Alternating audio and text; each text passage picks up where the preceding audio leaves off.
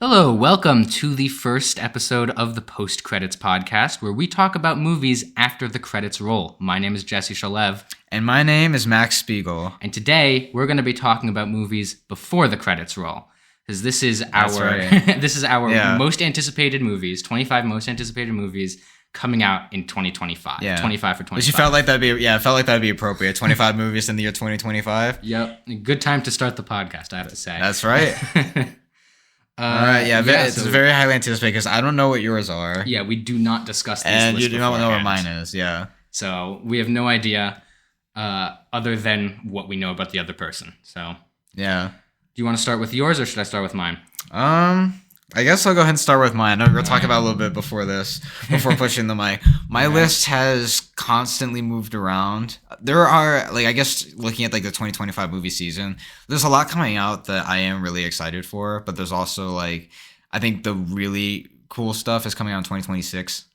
So I think, 2025 is kind of, there's some stuff that's coming out, Pose, got delayed from 2023 to 2024, and then I think all the better stuff's coming in 2026. But there's still a lot that I do have for this year. So I think that's true. I think the strikes kind of are pushing the 2024 and the 2025 movie slate a little bit back, and I think 2026 will be where we see Hollywood getting back on its feet. Yeah, absolutely. So I guess go ahead starting with my list. I guess I'll do 5, then you can do 5, and we can just go back and forth. Sounds good. All right, so my number 25, this one moved around a little bit because as of time of recording, the review embargo for this movie came out yesterday. That was not the most exciting. But 25, I have Wolfman. This is Lee Winnell's newest film, which I know most of you are probably like, who's Lee Winnell? I don't know who that guy is. He's one of the guys who co-wrote the original and starred in the original Saw movie. He also wrote and directed Insidious 3, Upgrade, and Invisible Man, which 2 of those I think are great movies. And this was his... I wonder which one you don't think is the great movie. Yeah, Insidious 3, obviously. But yeah, I really enjoyed Upgrade and Invisible Man, so I was really looking to see what he would do with Wolfman. And the review embargo yesterday looked a little bit mixed, so I have it as 25, but it's still a movie that I'm curious to see what it's going to look like, even though the early reactions aren't looking too great. Yeah, so I originally didn't have this placed at all in my list because I have 25 and then 7 honorable mentions. And then me and Max went to go see The Brutalist yesterday as the time of recording. And there was a trailer playing for Wolfman, and it looked interesting enough that I bumped it up to my runners-up list. So all right. That's on my runners-up. Yeah. So I guess moving on with that one, my number 24 for this one. I don't know if you've heard of this movie. It's called The Gorge. I don't think I have. So this is one of 2 of Scott Derrickson's movies that are coming out this year. You know, the guy who did The Black Phone, who did Doctor Strange, Sinister, which is a movie that, scientifically speaking, is the scariest movie that's ever been made. I know they're doing The Black Phone 2 this year. That's right. Is he also doing that one? I think he is. Okay, that didn't make my list. So yeah, this is a movie. It stars Miles Teller and Anya Taylor-Joy. They're leaders of a tower operative that's separated by a giant chasm in between, and so they communicate back and forth to defend their other colony. The trailer looked really interesting. I know it might not sound like the coolest thing ever, but if you watch the trailer for it, it's an Apple original, but I thought it looked really cool just from the talent in front of and behind the camera, and it's a pretty cool genre. That does sound interesting. I mean, I love Anya Taylor-Joy as an actress. So if she's in it, I'm kind of on board right from the get-go. Yeah. So I'll check this one out when it comes out, but this one I didn't hear of and it didn't make my list. Yeah. I just think it's good because it's kind of an action romance, 2 actors that are very charismatic. It's a mystery of something lurking in the gorge. Hence the title of the movie. Yeah. Well, that sounds exciting. I'll check that one out when it comes out. Yeah. So I guess I'll do 3 more of these and I'll pass it on to you. Sounds good. Yours. So for number 23, I have The Accountant 2. Which is a movie that I almost didn't realize was coming out this year because it's a sequel to a 2016 movie with Ben Affleck where he plays his character has autism that it's kind of his version of the Bourne Identity, which I get, him and Matt Damon are really good friends in real life. Right. I really enjoyed The Accountant and The Accountant 2. I'm a little bit skeptical it's taken this long to make a sequel to that, but I'm hoping it's interesting. The original director is returning to do this one. So I'm excited for it because of that. But is Ben Affleck still in it? Yeah, he is. I think he's still the main character. Still the main character. Yeah, that's an interesting pick. That didn't even come close to my list. Yeah, it was when as I was making this list, like right beforehand, I was changing around and I saw this one. I was like, oh my god, yeah, The Accountant 2 is coming out this year. I really like the first one. Yeah, I honestly didn't even realize that was like a thing. Yeah. I didn't even know they were making it, much less having it come out in 2025. But that's interesting. Definitely an interesting pick.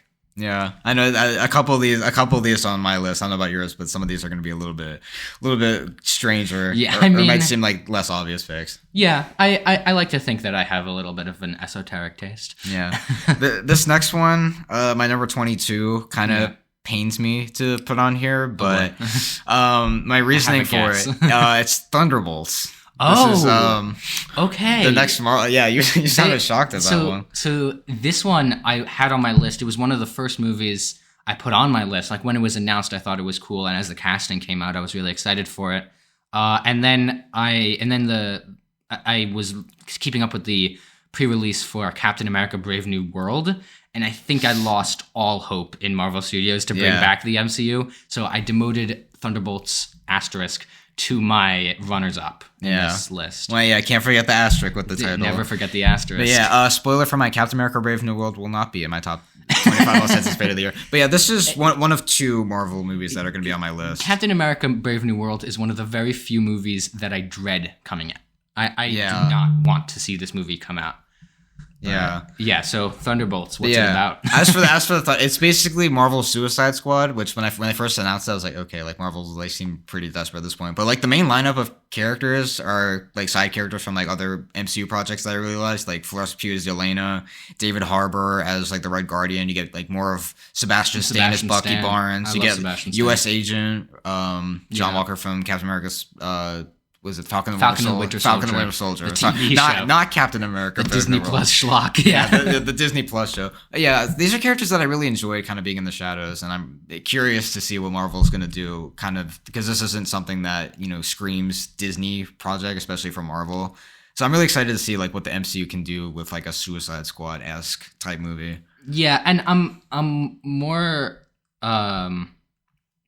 I'm kind of glad that these are established characters. Normally, I tend to stray on the side of introducing original characters, but they already did that movie, and it was called Eternals. Yeah. And that might be my least favorite Marvel movie, period. Yeah. If I didn't see that movie with friends, I would have just walked out. I watched it at home, and I very nearly walked out of that one.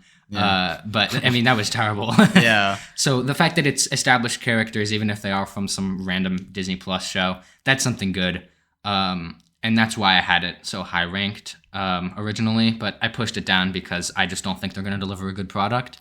And I find that Marvel movies, when they come out and people respond to them, it's always the most annoying people you've ever met. Oh, yeah. So it's just very, like, I'm not as excited as I should be for this movie. But yeah, I'm glad you put it on your list. Yeah, it's 22 on mine. It's not like I'm not like super excited. I'm just excited to like go watch it, be entertained by some MCU characters. Is this gonna make me excited? Like I'm sure this isn't gonna win me back in the MCU. I'm just expecting like a fun like standalone movie with side characters. Yeah. Pretty fun. I don't think that this is gonna be the thing that gets me back into the series at all. I think the series has lost me by this point, but I'm probably going to watch this movie. Yeah. But yeah, I'm still interested in it, so I'm at 22. Makes sense. I guess, for my 21, before I pass it on to you for the next 5, I have Ballerina, the John Wick spinoff. Yeah, the John Wick spinoff. So I embarrassingly have not seen a single John Wick movie. Really? It's one of the biggest holes in my cinema literacy. Yeah. So I didn't put this on my list, and I didn't put like a John Wick 5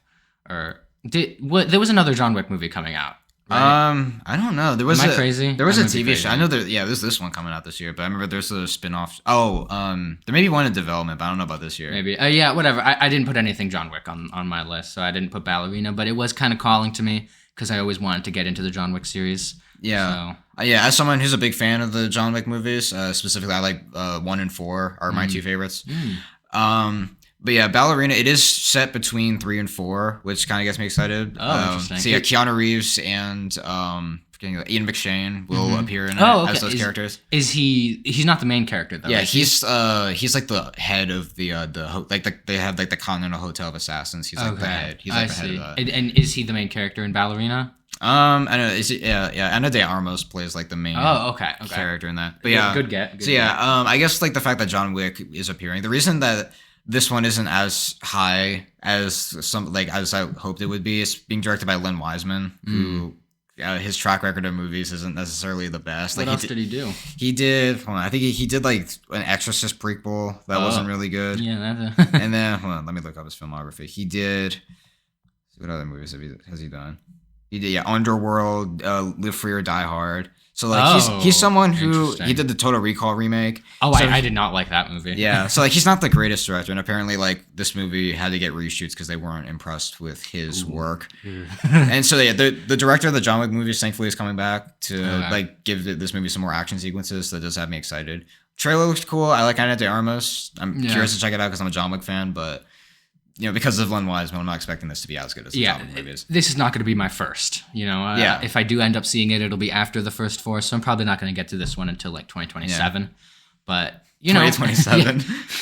Good to see that it's getting some praise from someone who's a fan of the series. All right, guys, I'll pass it on to you. Yeah, so I'll do my bottom five, and so. Some of the movies that I have on here are movies that I'm less excited to see and more excited to see the reaction to. Because I don't see every new release every year.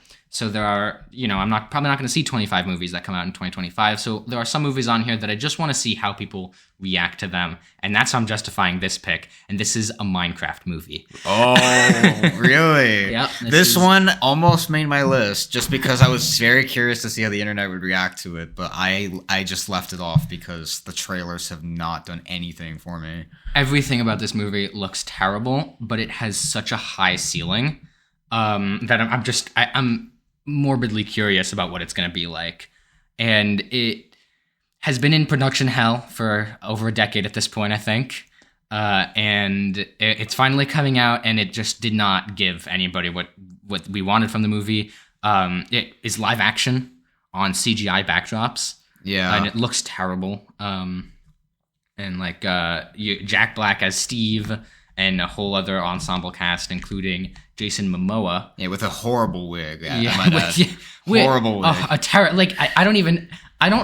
I'm almost convinced that that's going to be a joke in the movie. I feel like, his haircut. I can't believe that that's a thing that they greenlit. That they were like, this is the wig that we're going to put on Jason Momoa. And just everything from the pre-release has been so terrible. They tried to put jokes in the trailer, which didn't work. Yeah, none of them really landed. It's a movie that I feel like you can expect a lot of the jokes. Like I said, like this is a movie that's going to be like so much fun to watch in theaters. But so I kind of see why you have it on your most anticipated just to watch it. Yeah, and I think it's going to be Jumanji 2. You ever watch Jumanji 2? Oh yeah, Welcome to the Jungle. Yeah, yeah. And Jumanji 3, they're the same movie essentially. Yeah, template like just the third one has old men. Yeah. Yeah, I think it's just going to be that movie. It's an isekai plot, so it's people from the real world going into the video game world, and trying to figure stuff out. I worry about the characters because the movie was sort of built around, when it was still animated, it was built around Steve and Alex, who are the default skins in the game, right? And now they just have this whole nother cast, like characters that we don't know and we don't care about, and I'm worried that this is going to become one of those movies that they want it to do really well, and maybe they force it to do really well, and then it just nobody remembers it. Yeah, I know. Yeah, you have it on your most anticipated. Yeah, I'm talking a lot of crap, but I do want to see how the internet will react. Because if it's really bad, it'll be at least really interesting. Yeah. Another thing before you move on, another thing is that I did see when this movie was announced, it's being directed by the guy who did Napoleon Dynamite. Yes. Which is like, that movie's known for like its awkward humor, and it's like, that just does not seem like it would apply to Minecraft. I don't know if he's writing it though. Yeah, I don't know either. Yeah, I hope not, because I don't want to see also the guy who did Nacho Libre, which also stars Jack Black. It's just like I just don't see that translating to Minecraft very well. Yeah, well, the good news is that Notch is not at all involved in the production. Yeah, so there's something there, but either it's going to be really good or really bad. Yeah, or for really sure. mid. Really, there's a whole spectrum for a lot of these movies. Yeah. So I guess I'll move on to my next one. This is one that. These aren't entirely ranked, so this one would probably be one that I had higher if I was actually ranking them from 1 to 25, but they're general ideas of how much I want to see them. And this is Edgar Wright's new film, The Running Man. Ooh. It's very Squid Games in its plot summary. It's basically set in this dystopian world. Rich people control the media, and essentially this poor person played by Glenn Powell, I believe, signs up for this game show where it's a killing game show essentially. So it's a life or death situation, and he needs the money. And it is, it has Glenn Powell in it, who has made a real name for himself in the last couple of years. Oh yeah, for sure. And it's directed by Edgar Wright, who is one of the greats in terms of directors. Yeah. And so I'm interested to see, because this concept also is really interesting to me. I really want to see how they do that. Yeah, for me, I've never seen the Arnold Schwarzenegger version, but from what I hear about it, I don't know if I ever will.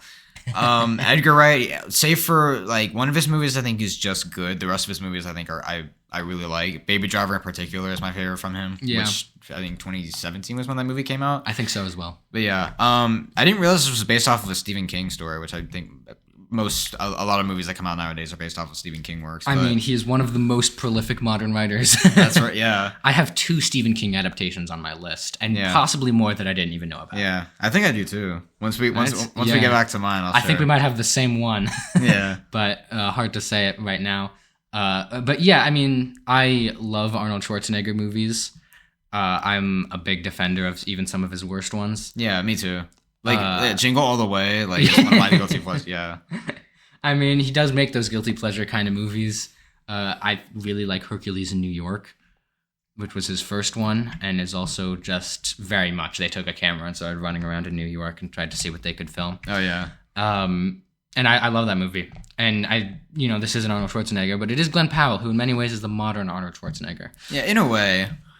I know he had like Twisters and Top Gun Maverick. He's one of the last, or one of the more modern movie stars, where you're starting to notice a thing that happened in way back when with Arnold Schwarzenegger and Sylvester Stallone, where people go to movies because Glenn Powell is in them. That's why Hitman got all the traction that it did. Which it didn't get a lot, but the one that it did was mostly carried by Glenn Powell. Yeah. As for me, I have not seen Hitman. I really want to. I haven't seen Hitman either, but I know it got traction, and I know Glenn Powell was good in it. Yeah. So,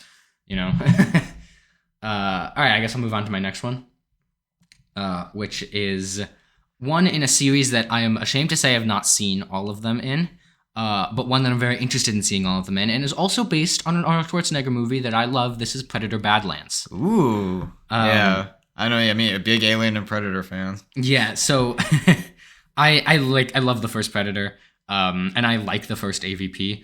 So those are my 2 Predator movies that I've seen. I've seen AVP Requiem, but no one likes that one. Yeah. I'm not sadly. I'm not a big fan of it either. It's gonna be directed by the guy who did 10 Cloverfield Lane and Prey.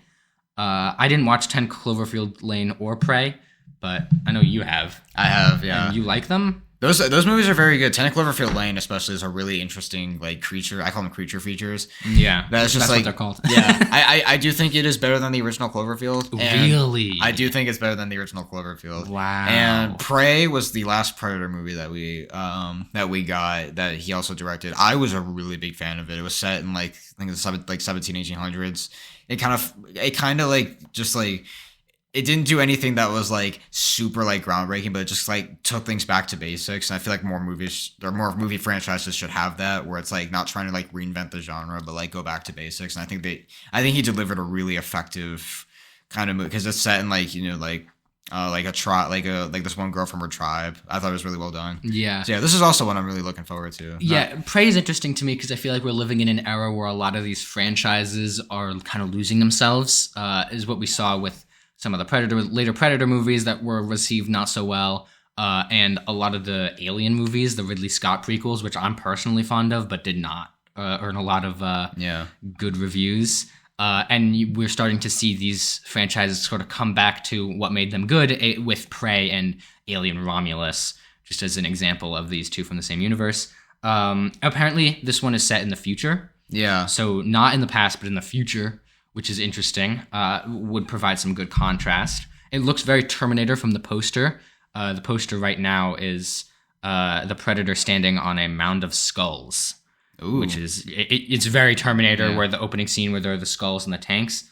I love that, and apparently it stars Elle Fanning, who is one of my favorite young actresses. So that's exciting for me. Yeah, and especially like me. I know me and you are big fans of the Alien and Predator. I know you haven't seen all the Predator movies, but haven't seen all of them, but I've seen the first one, so that's something. Yeah, and the 2 Alien versus Predator movies, but I've seen every Alien movie. Yeah, so you can count on me for that.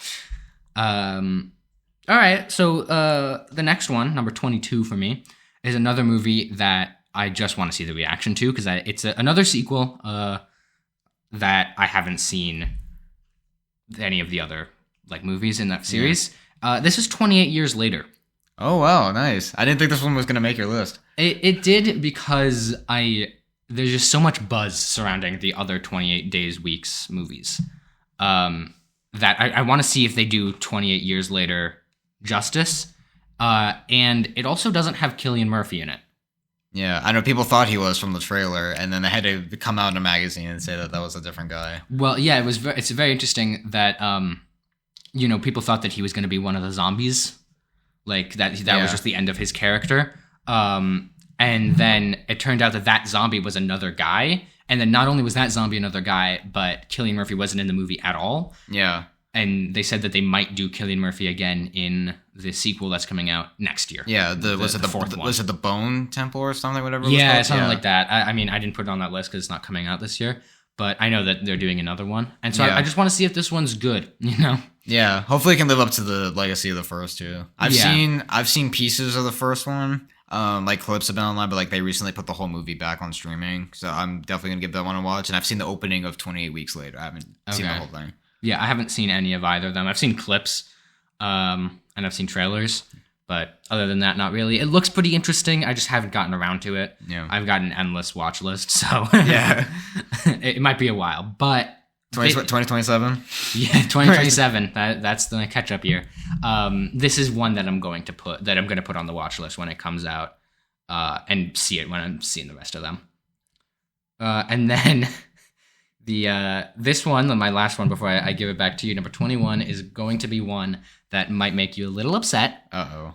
And this is one that before we recorded, you seemed not too high on, because this is Poohniverse Monsters Assemble. Oh my god, this one made your list. This made my We were talking about this right before you recorded. Right before we hit record, he said that he should not have put Poohniverse Monsters Assemble on his list, and he didn't regret it at all. And I put it on my list. I could have easily number one most anticipated. This is anticipated because I know it's ridiculous. It's a ridiculous concept. I watched the first 2 Blood and Honey movies. There are only 2 of what they call the Twisted Childhood Universe movies. Only 2 of them have released. They plan 9. Yeah, I don't even know how you do that. A lot of them got delayed, so this one I think is still slated for December of this year. But they had to delay Pinocchio's Neverland Nightmare and Bambi the Reckoning. They both were supposed to come out in 2024. And Pinocchio Unstrung. They had to push all of those to 2025. And Poohniverse Monsters Assemble is about as dumb as it sounds. It's all of the like public domain horror mascots that they've accumulated into one movie, directed by Reese Frake Waterfield, who did the other Twisted Childhood Universe movies for Jagged Edge. So I have a little list of all the characters that are planned to be in this one or that have been revealed, so I'm going to read them out to you. Bambi, Tinkerbell, Pinocchio, Peter Pan, Tigger, Piglet, the Mad Hatter, Sleeping Beauty, and Winnie the Pooh. Yeah, so that's an excellent. I can't believe I didn't think of this. Like the Thunder, I thought the Thunderbolts had a good lineup, but like that's hard to beat. But yeah, I've sadly seen the first 2 Winnie the Pooh, Blood and Honey. The first one is honestly one of the worst movies I've ever seen. I totally agree with you. And the second one is better. The second one's better. It's better. I would be shocked if it wasn't, but it's better. Yeah, you gotta learn somewhere. Yeah, it's better, but not good still. Yeah, still not good. There's some kind of stuff with the lore that they do, but it's not a very good. There is so much setting up for Bambi the Reckoning in that one, because it came out on streaming, I think October 1st, and at that point, Bambi the Reckoning was supposed to come out October 31st. So they were kind of setting up because they knew that no one was going to see it in theaters. Yeah. This, much like The Mousetrap, is a movie that's going to live and die off of streaming. Yeah. But Tantrum Event... Maybe since it's the culmination of twisted childhood trauma. It's not, by the way. They still have 2 or 3 movies planned to release after Poohniverse Monsters Assemble. Oh, God. Including the one with Alice in Wonderland and Sleeping Beauty.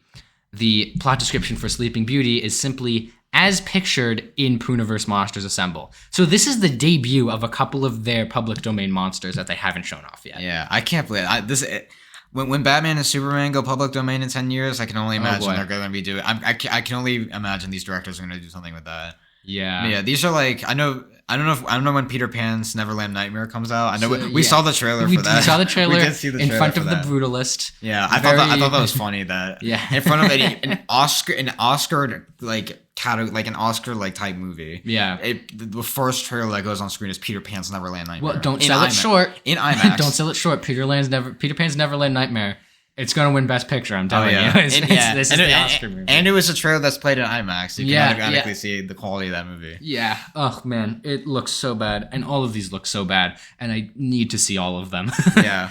It's bad, not healthy, but I'm still going to do it. Yeah. Have you ever seen the logo? It's like... them running right on top of Bambi. Did you see the credit sequence, speaking of post-credits, the credit sequence for Winnie the Pooh Blood and Honey 2? Sadly I have. It has all the concept art for all the other Twisted Childhood universe. Yeah, I'm like, if you're gonna tease something, concept art is not a way to... You're not the way I would have done that. Oh, God. We're going to get Winnie the Pooh riding on Bambi. Yeah.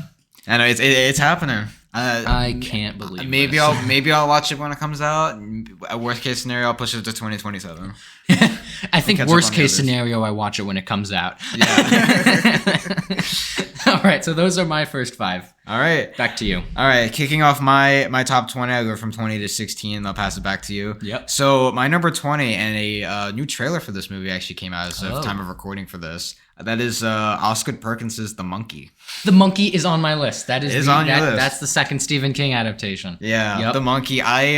So for those of you listening who don't know Osgood Perkins, he is the son of Anthony Perkins, who played Norman Bates in the original the Psycho movies, at least the first 3 the first couple. I don't know the fourth one. Yeah, very well, I might add. He didn't do it in the remake. And so, yeah, his son is a horror director. He directed Longlegs that came out last year with Nicolas Cage and Micah Monroe, which I really liked, but a lot of people thought it was overpraised. I didn't see it. I thought that the praise was surprising for it, and it came out at kind of a weird point. It was the beginning of the summer season, and Despicable Me 4 came out the same week as it. So, bit of a tonal shift between the top 2 movies that week. But definitely an interesting director. But yeah, that movie really caught my attention from him. And The Monkey, I forgot who the main actor is. He's someone, he was in The Gentleman show that came out last year. Yeah, I might have it written down. I have his name. Yeah, I don't It'll come to me in a second. Yeah. Theo James. That's who it was. Theo James. Yeah. It stars him as again, comedy adapted from Stephen King's short story about that creepy monkey that you saw comedy. Yeah, I don't know. Yeah, if you remember from Toy Story 3, the creepy monkey that was behind the security cameras. Basically, that is a horror movie about it's this family curse and it's exclusively about. Yeah, it looks like the trailer. I mean, it's produced by James Wan, his production company, Atomic Monster. Yep. And it just looks both corny and creepy and all that stuff in the same. I just can't wait to see what this movie's going to be. Yeah, and generally when there's a Stephen King adaptation coming, I like to look forward to it. The only time that I think they've really whiffed on one is when Stephen King directed it, and that's Maximum Overdrive. Oh, yeah. That is a terrible movie. Yeah, or the 1990 The Shining, which I have not seen. But oh, not the good one. Yeah, not the good one. Not the good one. I haven't seen that either. So yeah, I mean... A Stephen King adaptation. I think horror is generally a tough genre to get excited for because every year has its own smattering of horror movies. Last year, a movie came out called Toro. Oh, a horror movie about tarot cards, and I didn't know about it until probably 2 weeks after it came out. There was no real pre-release for it, and it could be really good, but I haven't seen it. I'm leaving it till 2027. But these things don't tend to get a lot of hype leading up to them, and generally it's when there's a big franchise or a big name attached to it. Yeah, and this is the franchise with Stephen King. Yeah, because I feel like, I mean, it does become a trend to remake Stephen King adaptations, but I feel like if you get the right people involved, like I know you had The Running Man on your list. Yeah. The Monkey is one that, because like James Wan, obviously the guy behind the Conjuring movies, like his production company's behind it. Oscar Perkins, who, if I didn't see Longlegs, I wouldn't have even known about this movie. And Theo James, the first time I watched him was in Guy Ritchie's The Gentleman that came out in 2024, the Netflix show. Yeah, I really enjoyed him in that, and I'm really excited to see him in kind of almost the opposite. Instead of playing a gangster, he plays a like guy who's in just like a regular guy in a family. Yeah. So I'm really curious to see what this movie is. The trailer, especially the one that came out today as of time of recording, has looked really, really interesting. And it comes out in about a month. So I'm really excited for that. I want to see this one. This is on my list. It's one of the higher horror movies that I'm excited for, but not the highest. Ooh. So a little teaser there. All right. So I guess moving on to my number 19, a bunch of you listening are probably going to be mad at me for this one, that I have it so low, but I have a reason for why I have it so low. Is Avatar: Fire and Ash. I don't have this on my list at all. Really? Yeah. Avatar, I am not the biggest fan of the first two. I think visually it's a really cool experience. The first one is a Pocahontas ripoff, and I will stand by that statement. The second one, save for a few changes, is also a Pocahontas ripoff, which if you're taking a sequel that takes 13 years in development, it's a little disappointing. A little disappointing. Yeah. I do slightly prefer it to the first one just because it did a little bit different, but the Avatar movies aren't actually they're my two least favorite of James Cameron's filmography. Yeah, that's fair. Yeah, he's done some really good stuff. Yeah, he's done a lot of great movies. I'm still excited to, of course, see this movie in theaters. I am planning on seeing this one in 3D. Ooh. I know like 3D isn't typically popular, but I feel like with Avatar, I hate when you it. have like the visually encompassing experience, I feel like this could be one that works. 3D works in one setting, and that's like Disney World rides. Yeah, I'm just hoping this one. I need to see a trailer or something. But I'm just hoping this one has like once he finds out to get the visuals to match the story that he's telling. I feel like then that's when I'll start loving the Avatar movies. But as of now, I have it on my list just because I'm curious to see what this movie's going to be. But I have a feeling that. I have a feeling that this maybe will win my excitement back for Avatar. Interesting. Okay. Yeah, I have kind of lost faith in James Cameron as a filmmaker in his old age. I just don't trust him as much before he releases something, and it feels like the way that he does press for his movies is just so frustrating to me because he does the post-release interviews for Avatar 2. Yeah, I remember that. And he talks about like, oh, it should be fun to see the other kind, like the evil Na'vi, the fire Na'vi. And then immediately that's the focal point of the movie that he's directing. And it feels very thrown together. And I know it's not. I know he's been storyboarding this probably since the first one came out. Yeah, he's been kidnapped to Pandora and brainwashed by the Na'vi at this point. Yeah, like that's what Avatar 5 is about. Getting James Cameron back. Yeah, when are we getting a sequel to True Lies? Like, come on. We have Avatar 27 or whatever many there are. Yeah, also Avengers Endgame outgrossed Avatar in the same week that he announced 4 Avatar sequels. Yep, and then his response, he re-released in theaters and it overtook it. So. Yep, yeah, he's a little bit of a baby, I feel, but it's okay. He's like 90. Yeah, he's really old. Or he'll be doing this till he's 90, just like Deadpool. Yeah, just like Hugh Jackman. Yeah, just like Hugh Jackman. Yeah, just like Hugh Jackman. That did not make my top 25 anticipated, even for 2024. Yeah. But I am really curious to check it out. I'm hoping this one and hopefully the fourth one will finally put story forth because there's no way you can rehash Pocahontas for a third time because that would just drive me crazy. Yeah, hopefully not. Yeah, I'm sure this movie's gonna make $2 billion. I'm sure. Of course. Yeah, it's Avatar. It's just like because digital and 3D and IMAX and like all of it will just sell out just because it's a really unique theater experience. Yeah. Yeah, I think I trust James Cameron more if he released this movie in the 80s, but it's 2025. Yeah. So I just have less. Yeah, I have it on my list for that reason, but again, it's 19. I know some of you diehard Avatar fans are going to have this as like in your top 5. Number one. I mean. Yeah, in your number 1. Yeah, I get that, but I'm not quite there yet. Yeah. But hopefully this movie can win me over for that. Okay. Number 18, this is the other Marvel movie on my list. Okay. I have the Fantastic Four First Steps, as they're deciding to call it. This also didn't make my list at all. Yeah, this almost didn't, but the more I think about it, it's just like I feel like it's time to get the Fantastic Four done.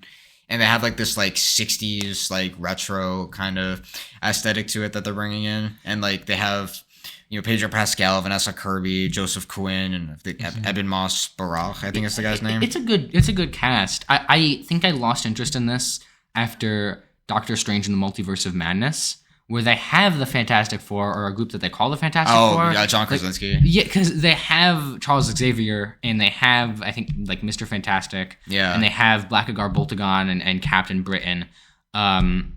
And those are all in the movie. Yeah, the Illuminati. That's what it was called. Illuminati. The Illuminati. They have those characters that are like crowd-pleasing cameos, and then they kill them within 15 minutes of their first appearance on screen.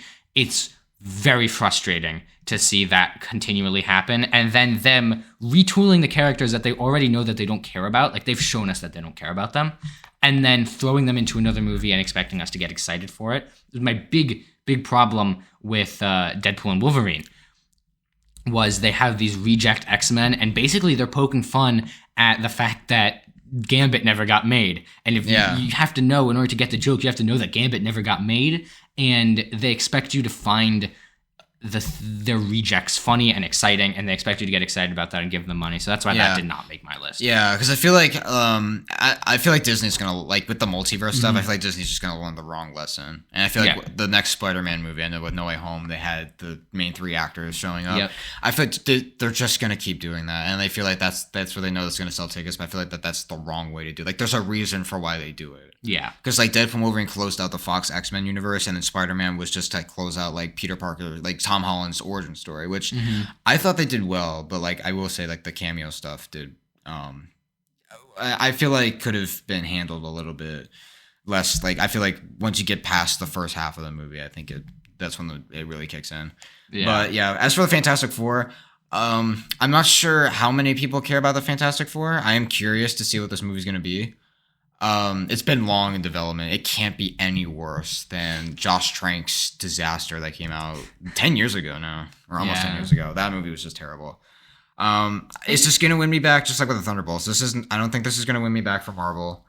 If they do it right, I'll be happy to see that they do it right. But I don't know. This isn't one that's like my top 15, but like it's one that I'm very curious to check out to see how Disney handles the Fantastic Four. Yeah, this is a 2027 movie for me. There are like 20 whatever movies in the MCU, and I've only seen like 15.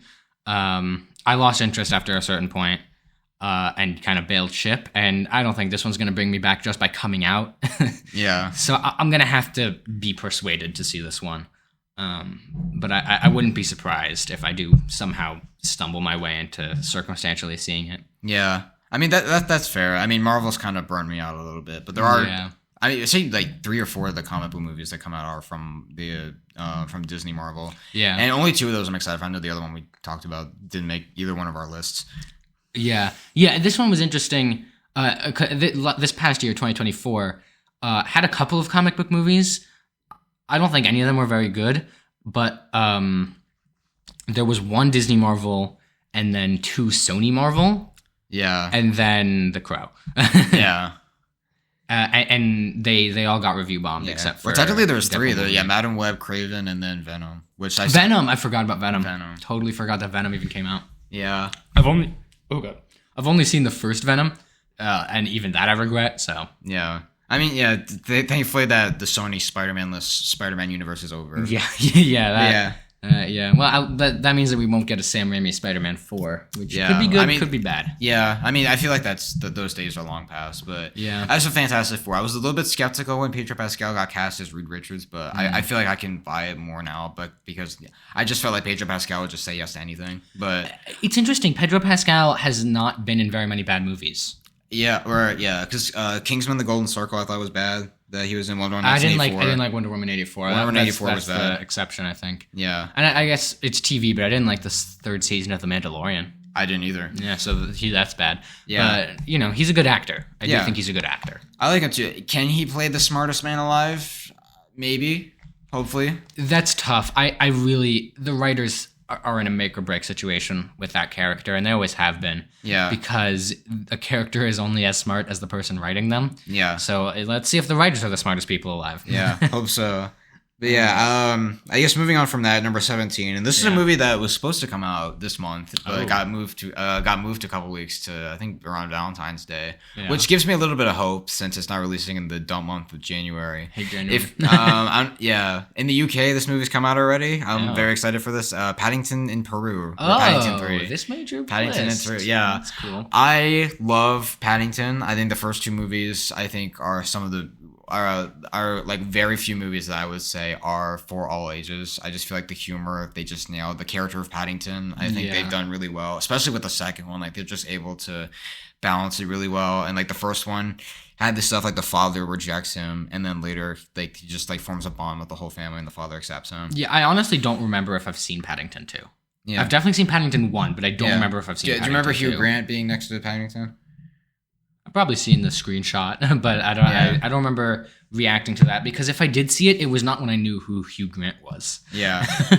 Yeah, maybe I'm biased towards the first Paddington because my AMC queen Nicole Kidman is in it. Yeah, Nicole Kidman, your boss. But yeah, my boss. But yeah, I really do love the first two Paddington movies. I am a little bit that it's taken so long to release this movie, and the only thing from the UK, I try not to read any reviews before movies come out, but all I hear is that I'm expecting this to not be as I'm expecting this to be a step down from the first two, just because of how long it's taken. The director Paul King isn't returning. He went off to do Wonka with also the actors that played the mother who got recast in this third movie, which I'm a little bit mixed about, but I'm optimistic at the same time. Yeah. Do we know when this movie entered pre-production? I don't know. It had to be a while ago. Okay, because that's the thing. When it comes to these retro sequels, if they've been planned for a while, then I have a little bit more faith in them. But I'm a little worried that this was the studio looking at Paddington and seeing that people like Paddington and Paddington 2, and kind of coming back to it and trying to make some money off of it. Yeah. Also, on the bright side, Antonio Banderas is in it. Yeah, I like him. Olivia Colman. She doesn't tend to do very bad movies, so I'm very curious to see that she chose to be in this movie, which has me excited. Yeah. I'm expecting it to be a drop down from the first two. That's why it's not a ton higher on my list. But I love Paddington. I can't wait to see this one. Yeah, I'll probably end up seeing it maybe after I've potentially rewatched Paddington 2. Yeah. So, but yeah, I mean, if it's good, it's going to be good. That's what I think about it. Like it low floor, high ceiling for this movie. For sure. I feel like if this movie sucks, it's gonna break my heart. But I hope it's not that. Yeah. And the fact that they got most people to return for this one gives me hope. Yeah, like, they read the script and they liked it. So that's something. And then so I guess moving on. My number 16 before I pass it back to you for your next 5.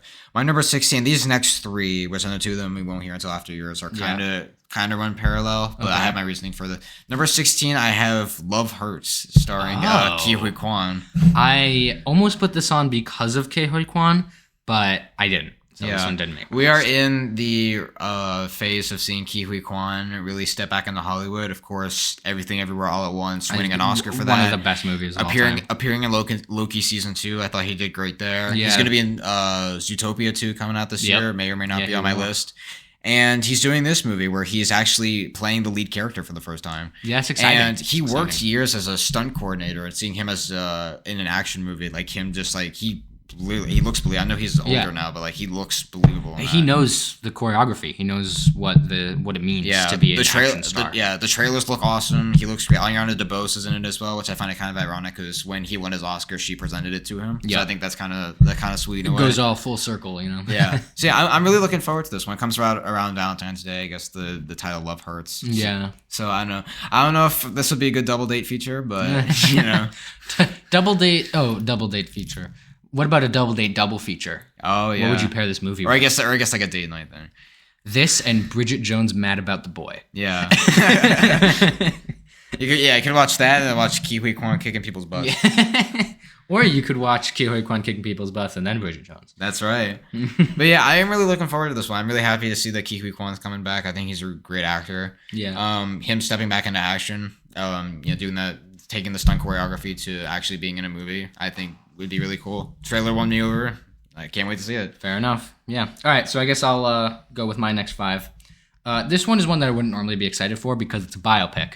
And I don't usually watch biopics until 2027 when I know that they're good. or bad, depending on the person that it's about. Yeah. And this one's about someone I don't know that much about, and I have it for one reason, and that's because Dwayne "The Rock" Johnson is in it in a serious role. This is Benny Safdie's The Smashing Machine. Wow. Yeah, I guess, since the Safdie brothers have split. Yep, this is just him. He did Uncut Gems with Adam Sandler, and that kind of makes me think that he's able to transform these actors into more serious roles. Something that like I was impressed with David Fincher doing that with Justin Timberlake in The Social Network. Oh yeah, for sure. Taking an actor that I had next to no respect for as an actor. All I knew him from was Trolls. And I didn't. Yeah, not from NSYNC. Yeah, more from Trolls. Yeah, I'm gonna go out on a limb here and say I didn't like Trolls. I'm not. I kind of like the third one. I don't like the other two. I didn't watch this. I didn't watch 2 or 3. Yeah. Don't watch 2. It's. I still have flashbacks. Yeah, but him as I totally forgot his name, but it'll come to me. Is really good. He had a really good performance in that movie, and I think that now we have Adam Sandler in Uncut Gems, and now I think Dwayne "The Rock" Johnson. It might be time for him to undergo that. Yeah. In The Smashing Machine, which is a biopic about Mark Kerr, a UFC wrestler. Yeah. This is one that's definitely been on my. It's not on my most anticipated list, but it's one that's been on my. I guess been on my radar for a while now. I saw seeing the leaked pictures of Dwayne Johnson in makeup. He looked incredible. He looked so good. Yeah, and I think it's time for Dwayne Johnson to shift away because I think his shtick of just playing the same character in every single movie. It looks like his shtick is about to be taken over by Jack Black. Yeah, the way that things are going. I like it. Yeah. Hopefully this doesn't turn into Red One. Oh boy, if the Smashing Machine turns into Red One, that might be the end of Benny Safdie's career. Yeah, but not Dwayne "The Rock" Johnson, because even though he's only technically an actor, he still gets roles. That's right. All right, so I'll go on to my next one, which is another sequel. It is an animated sequel, and it is the one you're thinking about. It's Zootopia 2. Nice. It was either this or The Bad Guys 2, and the reason I have this over The Bad Guys 2 is that I like Zootopia more than I like The Bad Guys. Yeah. So I put Zootopia 2 on here, and The Bad Guys 2 off into the wilderness of me not caring about it. This one, as we mentioned, has Ke Huy Quan in it as a new character, a reptile. Yeah. And it's like Judy Hopps and the fox, whatever his name is. Oh, Nick Wilde. Nick Wilde. Nick Wilde, is Snake Plissken's cousin. Yeah. They're investigating this mysterious reptile. It feels like it might actually have something to say outside of some other Disney sequels that have come out recently that I won't name other than Moana 2. We don't talk about that. Yeah. We don't talk about that. Moana 2. But it might actually be good. Yeah, it might actually be good. Yeah, I guess. Yeah, for me on this one, Zootopia this might be a hot take. Zootopia is one of my all-time favorite Disney movies and animated movies. Period. I think that's fair. I think that's a fair thing to say. I just think if it was just a generic buddy cop movie, it would be really stale. But I just think Disneyifying it, having the lore with the animals, I think just really makes it stand out. I love Jason Bateman. I was so happy to see that he was in this movie. Even though as a young kid, I didn't know who Jason Bateman was. But after seeing him now, I like him just playing this sly, kind of cocky fox. I think was just really cool. They even have ties references to The Godfather. Yeah, which is really cool. It's a very intelligent movie. Which is super cool to see a movie like that be so smart about what it's talking about. Yeah, and unlike Moana 2, this was intended to be a movie, not a TV show. So that does give me some hope for this one. That's true. I mean, this one was announced. Was this announced when the layoffs were announced? I think so. Yeah, it was this and then Frozen 3. And then Toy Story 3. Toy Story 5. They announced a bunch of movies to cover up layoffs, and it was this, Frozen 3, and Toy Story 5. Thanks, Bob Iger. Yeah. But other than its questionable method of conception, I think it has a shot to be legitimately really good. And I really like Zootopia, and I'm excited to see the characters come back. Yeah. And I'm excited to see Ke Huy Quan in a voice role. It's fun. I think he's playing the reptile. Yeah, I think he's playing a snake or something. Yeah, Gary. That's his name. Gary. Okay, so this next one is on my list. Another one that I want to see the reaction to, because this is part of a series that has seen ups and downs, and there are a couple people that I talk to about movies that really, really like Tron Legacy. So this is Tron Ares with Jared Leto. Yeah, when we get into my honorable mentions, I'll have some things to say about this one. About Tron Ares? Yeah. Yeah. I don't really... I know the video game Tron, and I know the original Tron. I never saw the remake, the Tron Legacy. Yeah. I never saw that one. And I don't know that much about it, but it looks really cool. Yeah. And I want to see if this one's good, because this is another Legacy sequel that maybe I don't have full trust in, but I've got some trust in. Yeah. And I got friends that really like it. So I'll know if it's good or bad, basically, as soon as it comes out. Yeah. For me, I have seen the first two Tron movies. The first one it's one that has an interesting story, because when it was, they tried to get it submitted for Best Visual Effects at the Oscars, but the Academy disqualified it because they thought it was cheating because they used computers, and now it's kind of crazy. It's kind of crazy to say that, because every movie that gets visual effects is it's all computers. Now. If anything, it's how you use the computers better. Yeah, it's really interesting. It's not one that I think is one of the greatest sci-fi movies ever made or anything, but it's a movie I enjoy. Tron Legacy is actually a direct sequel to that one. Jeff Bridges, not a reboot. Jeff Bridges does return. He plays the father, the main character. Uh-huh. It is directed by Joseph Kosinski, who directed Top Gun Maverick, and is directing another movie coming out this year that I'm gonna have on my most anticipated list. Ooh.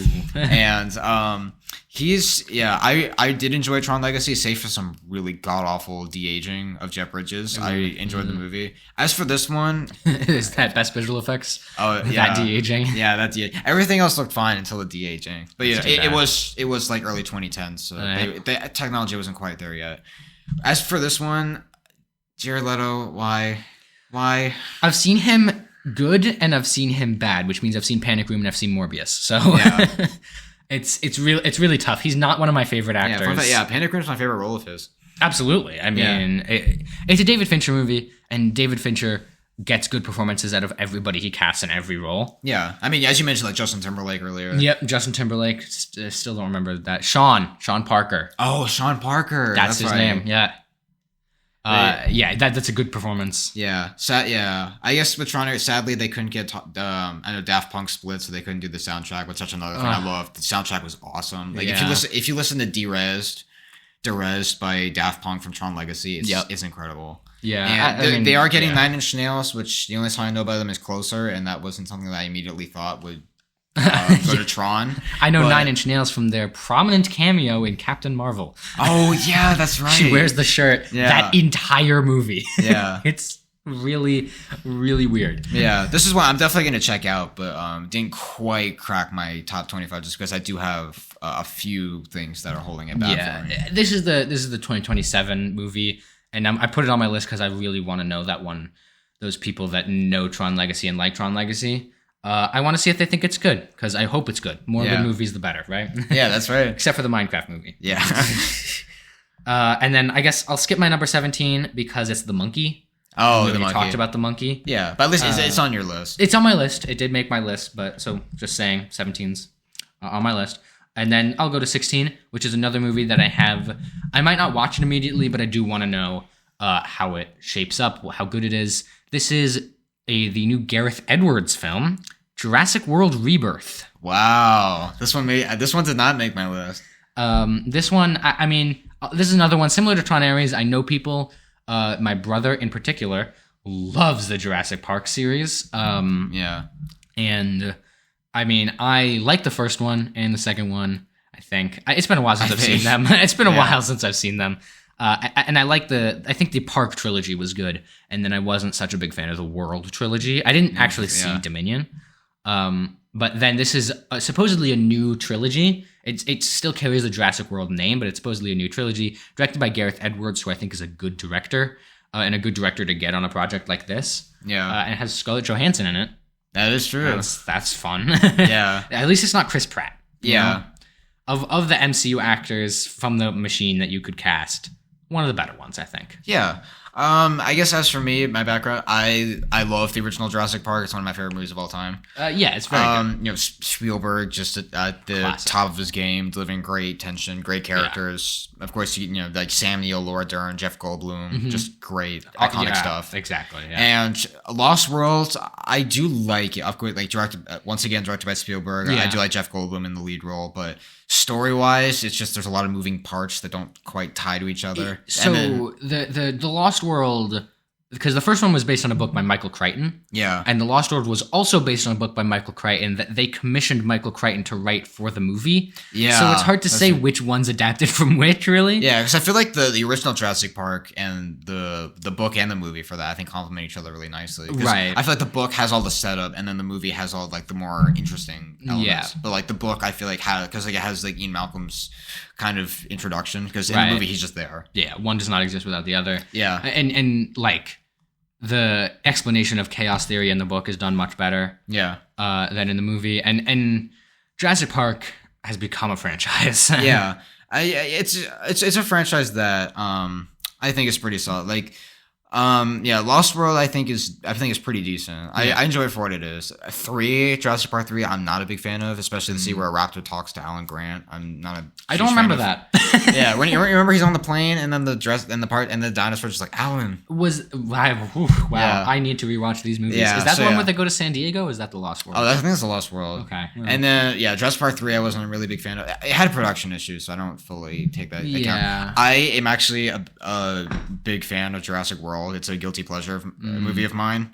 You know, Chris Pratt as a velociraptor trainer trying to chase down a genetically modified dinosaur because people are somehow bored of dinosaurs. Like, it's so stupid, but I love watching it. Yeah, that I've seen it like 3 times, and I would love to watch it again. The Indo series of dinosaur that they introduce in Jurassic World and Jurassic World Fallen Kingdom are not good additions in my opinion. Yeah. They're kind of just making up movies or making up dinosaurs. Yeah. That I just don't find especially compelling. Yeah.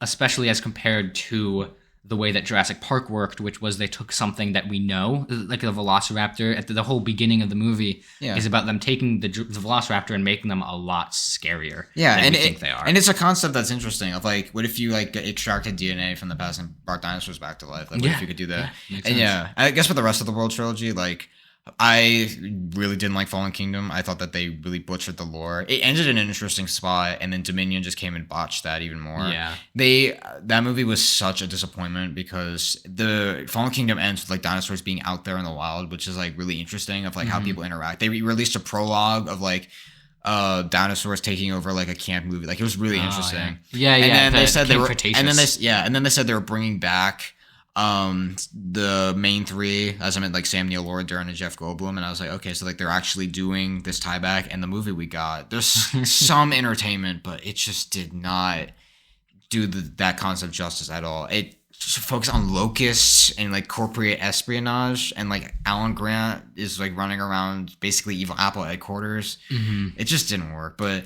yeah, Jurassic World Rebirth, I do like Gareth Edwards as a director.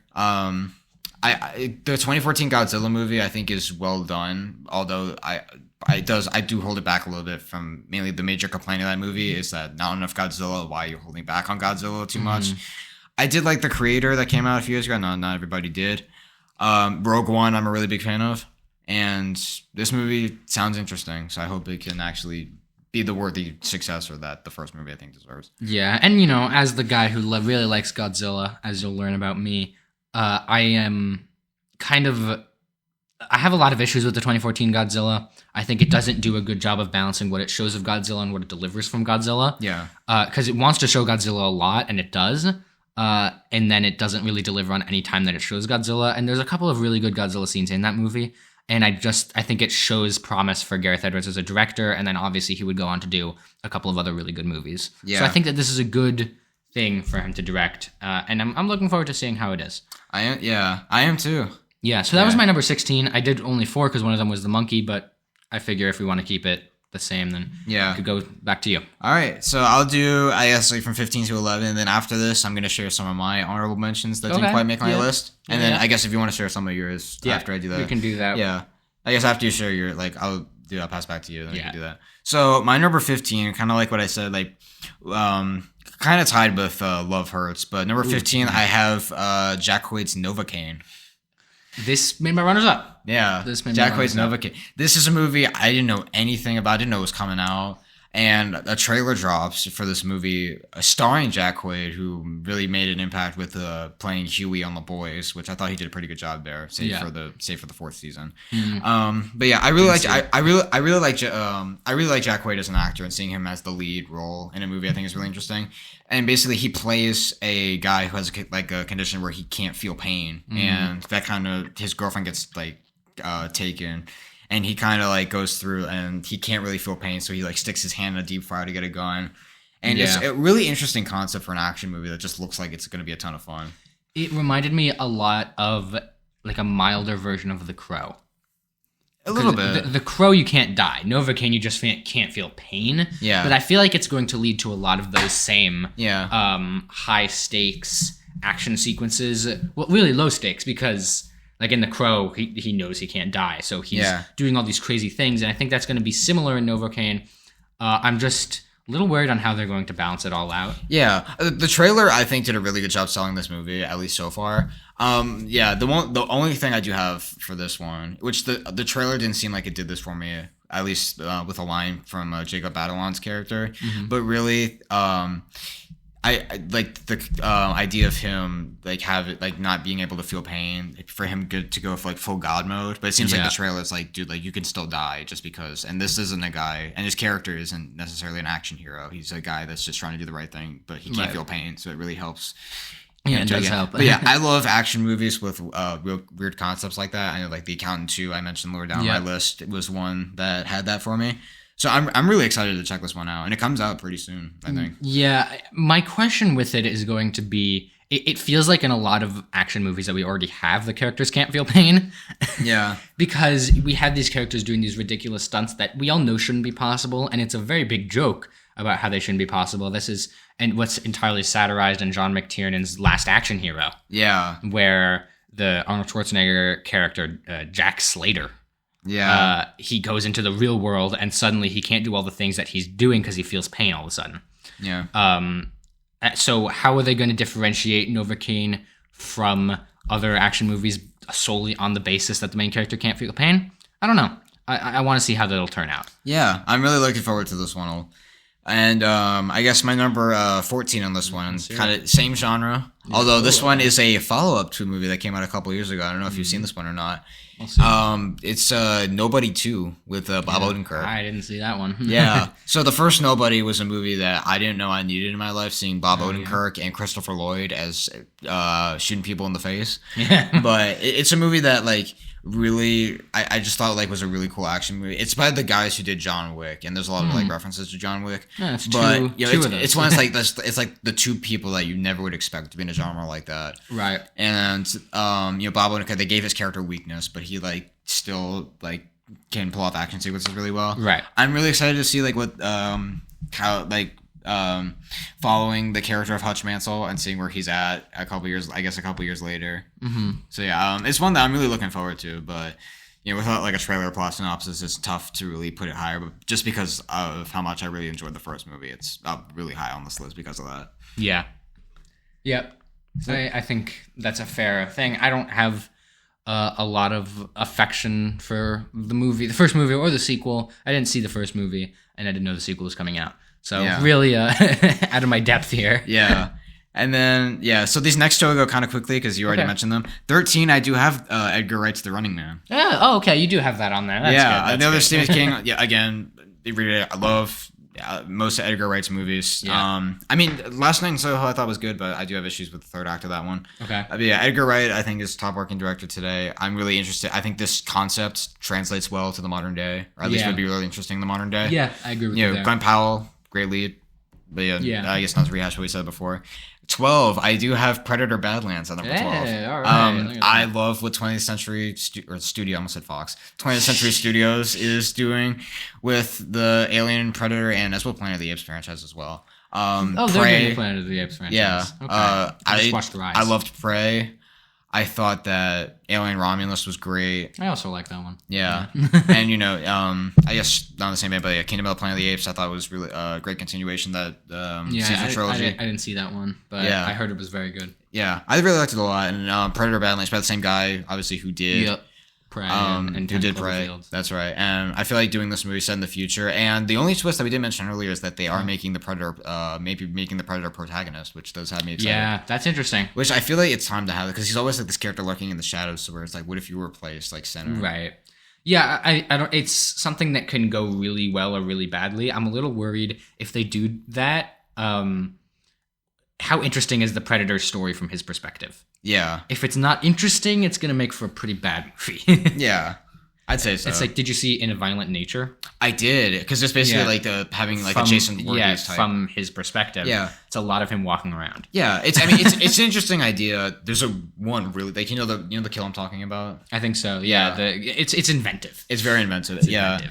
But yeah, I didn't know if that was a concept that needed to be a full feature length film. Right. I feel like if it was like a still of like following the character Jason Voorhees around, but you should, and I feel like that. I trust Dan Trachtenberg. I think that I love what 20th Century Studios is doing with the Alien and the Predator franchise, especially because the Predator franchise was one before Prey. I would have said it was a pretty franchise, but Prey really revived that one. Yeah. Alien Romulus brought back the Alien franchise because I'm not a big fan of Prometheus or Alien Covenant. Yeah, that's what you think. Yeah.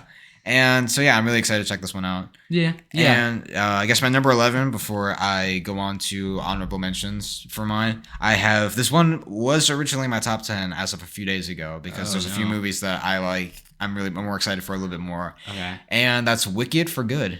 Wicked Part 2. That made my runner-up because I know you like Wicked. Yeah. For the first Wicked that came out 2 months ago as time of recording, I was not excited for this movie at all. I thought the trailers looked pretty bad. I thought the coloration looked pretty wonky. The only thing that was interesting was Jeff Goldblum as the Wizard of Oz, which got me somewhat intrigued. But, you know, like Cynthia Erivo, I only seen her like once or twice. Ariana Grande, I like her as a singer, but I didn't know how she would do in a movie like this. Saw the movie, and I just absolutely loved it. I thought the musical numbers were handled extremely well. I thought that just the story was just really captivating. And it was one that, like, the musical numbers felt, like, necessary. Like, it really helped show the characters of both Glinda and Elphaba, like, what they were feeling, like, their, like, I guess their emotions in each scene. And, like, every character, like, you understand a little bit more about them from the musical numbers, which I thought was really impressive. And it's shot, like, in why you can see all the choreography. So I thought it was really well done. I can't wait to see the follow-up, like, how they continue the story. Yeah, so of the 3 major musicals released in 2024, you think that's the best one? Because it's that, Joker Folie à Deux, and Emilia Perez. Yeah, guess which one won Best Original Music, or guess one Best Original Musical at the Golden Globes. To be fair, not original, Wicked. It's based on a book. So it's also based on a book, based on a movie, based on a book, based on a Broadway show, based on a Broadway show. Yeah, I don't know. Yeah, which that's what was even more surprising about Wicked is I never heard this. I was like, I'm one of the 10 people on planet Earth that never heard the story of Wicked. I didn't know anything about it. Really? I just knew that something of the 2 witches, but I didn't know. I don't even know how the story ends, which is. I guess you'll find out. I guess I'll find out. Wicked for Good. I'm sure someone's gonna spoil it to me before this. Absolutely. But. I mean, it's the Wizard of Oz. It came out like 100 years ago. Yeah. Yeah. I am really intrigued to see how the sequel follows up. It was originally in my top 10, but there was one movie that I had originally at number 11 that I feel like I might move a little bit higher. So I did move this down one spot. Do you know the end of the original Wizard of Oz? Yeah, I've seen the Wizard of Oz. Okay. Just making sure. Yeah. Just making sure. All right, so you want to go on to your honorable mentions? Yeah, I'll give a few of these. I don't want to give like a ton because I know that. Yeah, some of them might be on my list, right? Yeah, some of them might be on your list. So the first one on my list, I don't even know if this is anywhere near yours. I have The Naked Gun. This one originally, it's not on my list. This one originally I was debating on putting it in my top 25 just because I haven't seen the original Naked Gun, but I feel like it's a concept that I think it's interesting that they're rebooting. It's from the directors of Chip and Dale Rescue Rangers, the Disney Plus movie that had Ugly Sonic as a cameo. Yeah, and that movie actually surprised me for what it was. I feel like it's a copyright lawsuit waiting to happen. Yeah, but that movie surprised me a lot, and it's starring Liam Neeson, and I feel like it's time for him to step back in a role. I feel like if he can nail this role. Oh, what you mean? Taken sequels aren't good enough for him anymore? Yeah, I feel like it's time like for him to do like a. because it's like the Naked Gun is like a spoof kind of thing, and I feel like if him in the lead role, like he can do a great job in that role. This is a movie. It could be great. It could be terrible. It could be okay. But I'm really curious to see. I have to see a trailer for this one. My problem was it's a low floor, high ceiling remake of a movie I haven't seen. Yeah.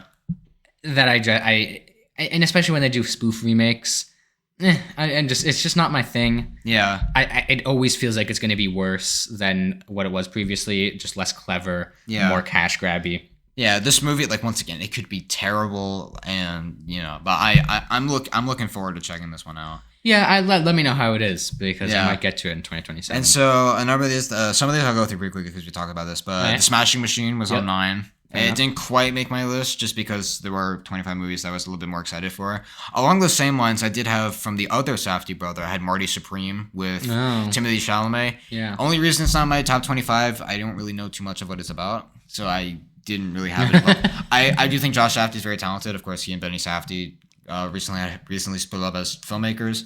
And I am curious to see what this movie is going to turn into. And, of course, Timothée Chalamet's mustache is obviously trending right now.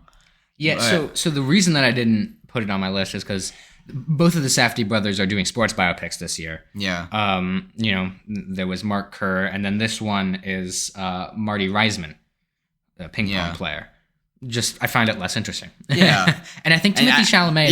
Even as you say now, that solidifies why it's not my top 25. Yeah. Timothée Chalamet has already solidified himself as a good actor of the modern generation. Yeah, he's very good. Good actor. I'm more interested in seeing what they do with Dwayne The Rock Johnson than I am seeing what they do with him.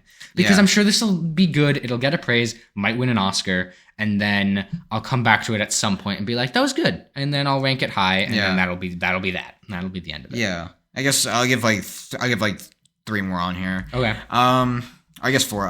One, the other one I had Tron Ares. I know we talked about this one pretty extensively earlier. Everything I basically said before you can apply here. Yeah, well, it's the same movie. I do have a little bit more skepticism than I do excitement for this one. Okay. And like there are some leaks that it's going to take place more in the real world than in the Tron world, which does scare me a little bit. That.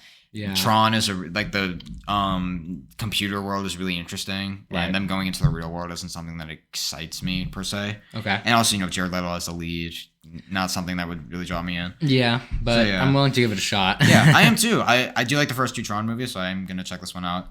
Next one I have here is this one was my 25, as of 2 hours ago. Oh boy, it was my 25. This one happened quickly. Yeah, and it was Now You See Me 3. This one also made my runners up, but only because I like Jesse Eisenberg. Yeah. The first 2 are guilty pleasures, basically magicians as pulling heists. The third one, this is directed by the guy who did Zombieland and as well as the first Venom. I do really like Zombieland. Don't much like the first Venom. Yeah, the first Venom, it's a guilty pleasure for me. Tom Hardy's doing something interesting, but we all know that the more interesting dynamic was between Venom and Eddie. But yeah, I'm a big fan of Zombieland. I'm hoping he can put that same thing to Now You See Me. I didn't know I needed a Now You See Me 3, but it's coming out this year. I might not, actually. Yeah, maybe I might not, but it's one that I'm definitely going to check out. And then I guess quick one here. I don't know if this is coming out when this is coming out, but Waltzing with Brando. This is Billy Zane is playing Marlon Brando in a biopic on him. I don't know too much about this. I just saw a leaked picture of him in the makeup, and he looks really just good. Like him. So I am really curious to check this one out for that reason, but I don't have too much. Waltzing with Brando opens wide this year, but it came out last year. Yeah, I guess it premiered at like a festival or something. But Palm Springs Film Festival. Yeah, I don't know too much about it, but it is one that I am curious about. Oh, okay, yeah. So it premiered at Torino Film Festival in Italy last year, then made an appearance at Palm Springs Film Festival just a week ago.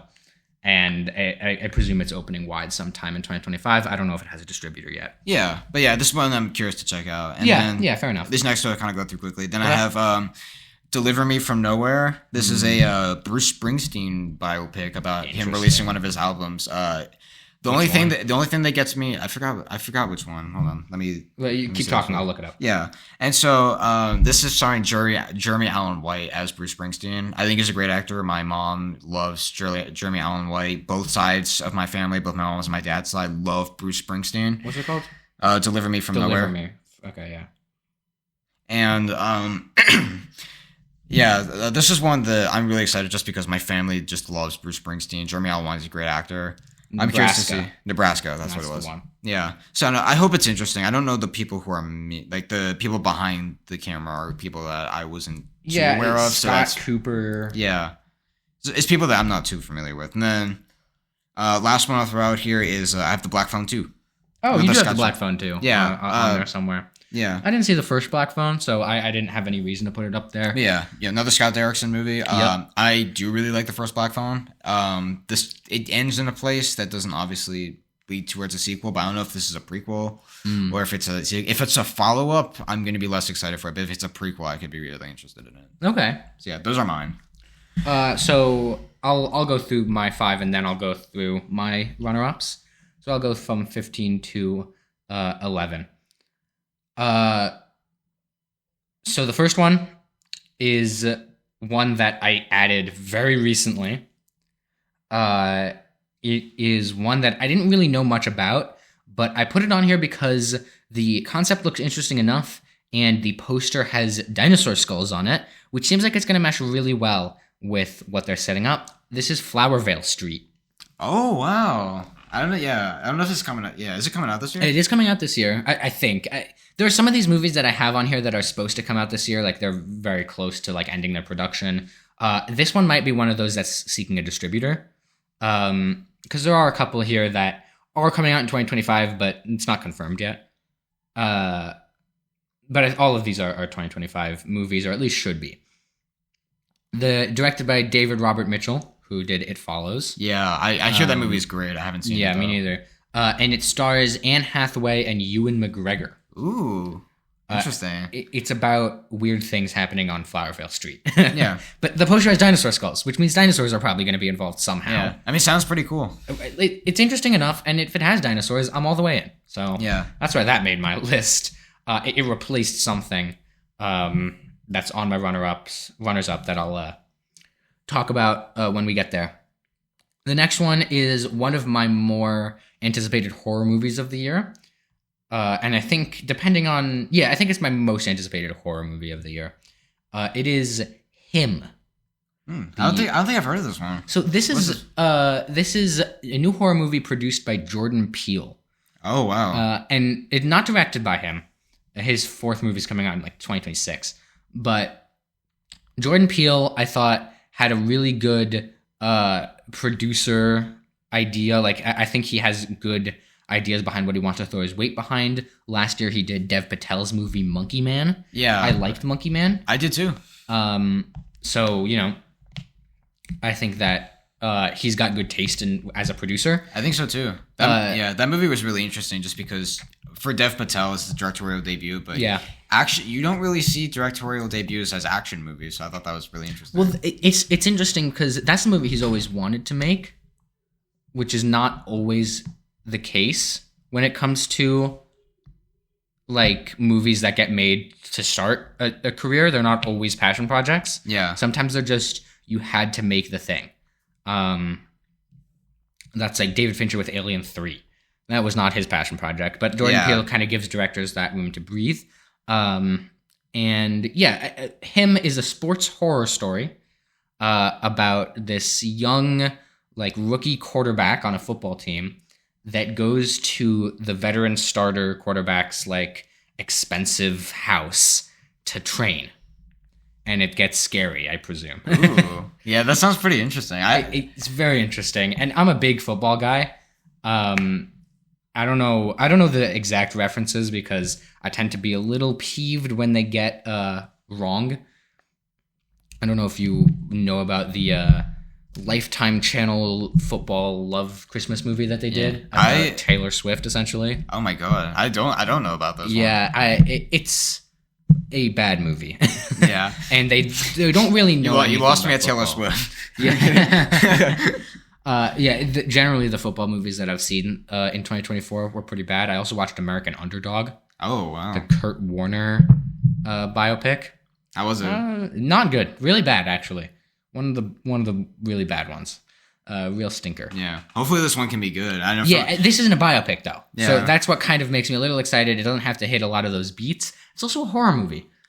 I'm very interested in that. There's a lot of opportunities to make the character weird. It reminds me a lot of Get Out, which Jordan Peele directed, and it's very much like something's not right with these people. Yeah. And that's what it seems like this movie's aiming towards, and I'm very excited to see it. This is my most anticipated horror. Nice. Yeah. This is one. Yeah. I hadn't heard about this until you just mentioned it, but I'm going to put this one on my watch list because. Yeah. I'm very excited about it. This next one is another horror movie, I think. It's kind of unclear. It might be thriller, might be horror. The genre isn't made clear by what they've released about this movie. It's an A24 movie. And it's called Drop. Oh, this is wait, I think I heard about this one. I look up I think I know the director. Christopher Landon. Happy Death Day. Yeah, Happy Death Day, Freaky. Yeah, and Freaky. Yeah. And Drop is about this woman going on a date, and it's a horror movie told through airdrops. Wow. So there's somebody either in the restaurant or outside the restaurant airdropping creepy things to her.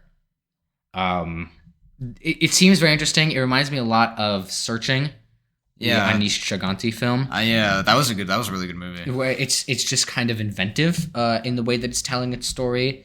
And that movie wasn't horror; it was more thriller. But the use of technology in these movies is something that I always feel like is difficult to get right, and I really hope this movie does it. Because we had and this is a bad example because it's not a horror movie, but Free Guy was really. It was tough because it wasn't really about video games as much as it was about Ryan Reynolds. Yeah. Because it was really him placed inside of a video game-esque. The video game itself wasn't a real video game. That's not a thing that exists or ever could exist, which is unfortunate. But I hope Drop does that a little bit better. Yeah, hopefully. As for me, I do like Christopher Landon. I did like the Happy Death Day movies. The second one, not as much. Freaky, I did like. We Have a Ghost, I thought was terrible. That was his last movie. I wasn't a fan of that. I just thought that it's just a weird concept. And David Harbour, I just thought was horribly miscast as the lead actor. And because he plays a very quirky and it's just that's not something that David Harbour is very good at with acting. Seems like it's Hugh Grant kind of role almost. Yeah, you know how Tommy Lee Jones' Two-Face, it was basically that. Oh, okay. Yeah. So yeah, I don't know, not if it, but I am interested to see what he does with this one. I know he was supposed to do Scream 7, and that ended up falling through. That's too bad. I don't. Is that still coming out? That's still happening? I think so. Not this year, but not this year. Yeah. Yeah. I've only seen the first two Screams. Yeah. So this next one is interesting. It's one that I didn't know about until recently, and I still think details are a little bit on the low. It's called Alto Nights. Oh, the trailer! That was in my honorable mentions. Really? Okay, yeah. Well, I'm glad I have it on my list then, because I do kind of want to talk about it. It's about rival mob families that are trying to assassinate each other, and it stars Robert De Niro. So what about that doesn't sound good? Yeah, I mean, all I've seen from it, the trailer came out a couple of days ago, which really put this on my radar. I did my A-Push project on this very topic. Real? Oh, the mobs. Yeah, and Robert De Niro is playing the lead characters, which I'm not. That's why it didn't crack my top 25, just because I didn't know how that would work. Even after seeing the trailer, I didn't know if it was going to be more of a gimmick or he was actually going to put forth his acting. It's from the writer of Goodfellas and Casino, which they know that guy knows the mob genre very well. Yeah, I'm surprised this wasn't directed by Martin Scorsese. Yeah, I know. But he's doing other things. He's doing Jesus. Yeah. And Frank Sinatra. Yeah. The director of this one isn't a notable person. I think he's done a couple movies. I don't think this is his first. Yeah. But it looks interesting. What are you gonna do? It's a mob movie with Robert De Niro. Yeah. This next one, number 11, is one that I've had on my radar for a little bit. This is a directorial debut of a man named Alex Sharfman.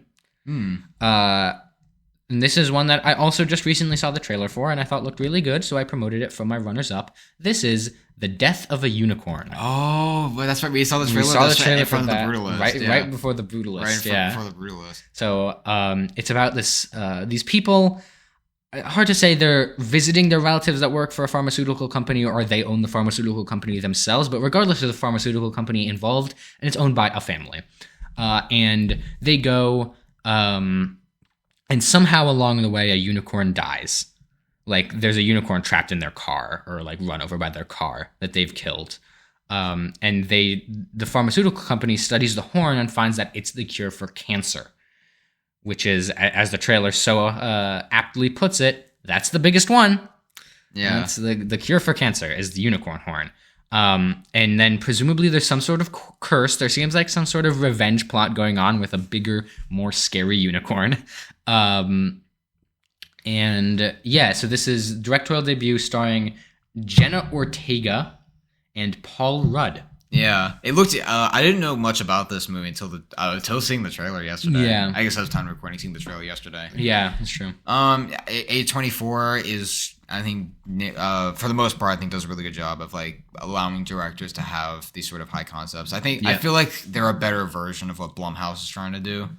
And so it's because Blumhouse, I feel like, just greenlights everything. For like here, it feels like there's some sort of prestiginess that's put into it. Yeah, it seems like Blumhouse is still in the phase of being a small studio where every movie they make for like $10,000, and then if it even makes $20,000, they've doubled their profit. Yeah, so Blumhouse, I think, for the last year has been riding on the coattails of the success of Five Nights at Freddy's. Yeah, which was a huge success and was made on a very small budget, and so it made like $100 and whatever million. Yeah, which was really impressive because it streamed on Peacock the same day. Yeah, I was not expecting that to do well with its release on Peacock. Yeah, I didn't either. But it did really well, and I think they haven't released anything that was exceptional in 2024. And I don't know what their slate's looking like for 2025, but I hope it's better. Yeah. And A24, on the other hand, makes these low budget, but not low budget. Like, I think Civil War was made for $34 million. Yeah, which is lower. It's low budget. Like, on the movie scale, it's low, but it's not Blumhouse low. Yeah. And they're, a big independent film studio, and they have directors that they like to work with because those are the directors that give them that kind of vibe that they're looking for. So Ari Aster and Jane Schoenbrunn and Alex Garland all love working with A24. And I can kind of see why. That's their kind of movie. And if this fits that mold, I'm probably going to really like it. Yeah, the trailer looked really cool to me. I didn't know Will Poulter was in this movie until seeing the trailer. Yeah, me neither. I'd heard rumblings about something with Jenna Ortega and Paul Rudd, and after seeing the trailer, I was like, oh, this was that movie that filmed during the writer's strike. Honestly, I totally thought that was Beetlejuice. They're re-releasing it back in IMAX. So yeah, I'm really curious to check this one out. I was debating mentioning on my honorable mentions and all, but I didn't know what you were gonna have. Well, I had it, so glad we got to talk about that. Now I'll go to some of my runner-ups. We mentioned Thunderbolts asterisk. That I have on there. Wicked for Good, Now You See Me 3, Novocaine, and then I have two more that we didn't talk about. The first one doesn't have a name. So it goes by the working title of Untitled Trey Parker, Matt Stone, Kendrick Lamar Comedy. I heard rumblings about this one. This one I almost put it on my list. This one was dethroned by Death of a Unicorn. So this was like very recent that I took this off my list. And I had this on my list only because, I mean, obviously Trey Parker and Matt Stone are funny. Yeah. But Kendrick Lamar is such a big name. I mean, I'm a big fan of his music, but having him willing to throw his weight behind something like this, I'm pretty convinced it's going to be good. He's not going to let it be bad. Yeah. He's not very much into the world of film. He does really stay with music. And he co-directed the short film that was associated with his film his song We Cried Together. Yeah, which I mean, it's not like he doesn't have experience. Right, like he's been on a film room, and I think it's enough experience that there's no such thing as taking advantage of his inexperience. And then there's also no such thing as him letting this movie be bad. Yeah. So I'm pretty excited about that. We just don't have enough details for me to be comfortable saying that I'm going to see it. Yeah. As for me, I had heard rumblings about this one. Matt Stone, Trey Parker, South Park, I think is one of the funniest shows ever made, I guess, for people who like wild, crass humor like that. Early South Park, I think, was really funny. Yeah. And I think the plot of this movie, do you know the plot of this movie? Yeah, it's like a slave reenactor at a museum learns that his girlfriend, her like great grandparents owned his great grandparents. And it's a musical, which I can't even imagine what kind of songs are going to be in this movie. Right? It's a little. it's worrying that we don't have the details that I would need to comfortably recommend this movie, but it's comforting that Kendrick Lamar is on the cast. Or not on the cast, but in the production chair. Yeah, and I saw the writers of this movie are, like, writers of, like, various South Park works. So. Yeah. I hope it's not bad, because if it's bad, it's going to be really bad, but I put it on the list because I don't think it's going to be bad. I feel like Matt Stone and Trey Parker are very witty with their humor. Like, their humor is not for, like, you either love South Park just because of how, like, wild it goes, or you're like, this is offensive, I can't. Right.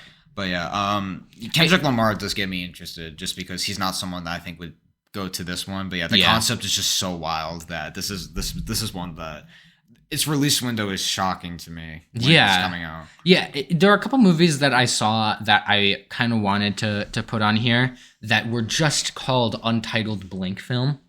Like Untitled Pixar, Untitled DreamWorks, Untitled Paul Thomas Anderson. And it's like, why, like, how is it coming out so soon and we don't even know its name? Yeah. But whatever. There is actually a movie here that's name got revealed, like, while I was making the list. So that's exciting. Anyway, this is a horror movie that got taken off my list in favor of a better movie. And this is another one that I'm more excited to hear about than to see. It's Saw 11. Nice. The only reason I didn't put it on my list is because I didn't know if it was coming out this year. It is. According to the website that I use, which is Discussing Film, according to their calendar, it is coming out this year. So, yeah. I don't know. It's not going to be as good as the first one because nothing will ever be as good as the first one. Really? I actually think the recent one was actually the best. Saw 10? Saw 10. I actually thought that was the best of the franchise. I mean, it could be. I've never seen it. Yeah. I just know that the first one is so hard to top. Yeah. The twist of the first one. No, written by Lee Winnell, who I had. James Wan and Lee Winnell, which I had two movies that they were involved with on my list. Yeah. I'm surprised that you didn't mention... You mentioned James Wan as the creator of The Conjuring, and I wanted to mention Saw, but I knew I had this coming, so I was going to be able to get you back for that. Yeah. I can't believe I missed that, because, like, The Conjuring was something that I just think, like, directorial-wise, he was... But, like, I guess, like, Saw... Fair enough. But I think The Conjuring is bigger than Saw. Yeah, like the Conjuring universe. There are a lot of films I didn't know came from the Conjuring universe. And every Saw film, you know that it comes from the Saw universe. Yeah. So. Yeah. With that franchise, for me, I've only seen the first three. Mm-hmm. I've seen Jigsaw from 2017. I've seen Spiral with Chris Rock, and I've seen the new one, Saw X. Yeah. The first two, I think, are really good. 3 is decent. I think, like, once I stopped watching once the character of John Kramer. I guess, the character of John Kramer after Saw 3, like, the events of what happened to that. I'm not going to spoil it in case you haven't seen it yet. But, okay. After his character departs the franchise.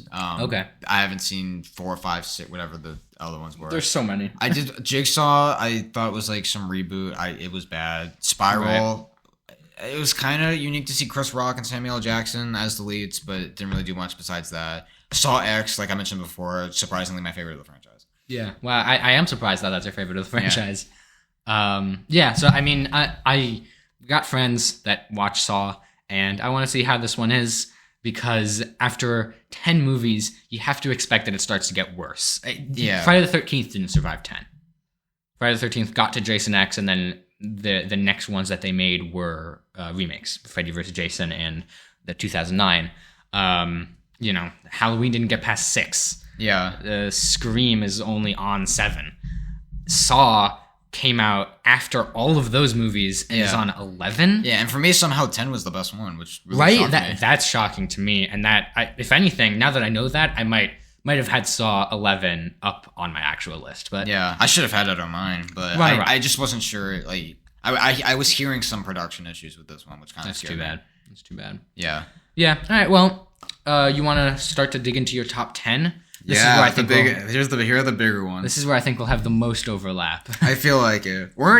Maybe we will. Maybe we will. Yeah, maybe we will. So my number 10 for this one originally was my number 11, but I switched 10 and 11 just because I feel like this one we have a little bit of marketing that got me excited. Yeah. That is Sinners from Ryan Coogler. This is very high on my list. Yeah, this is very. This is.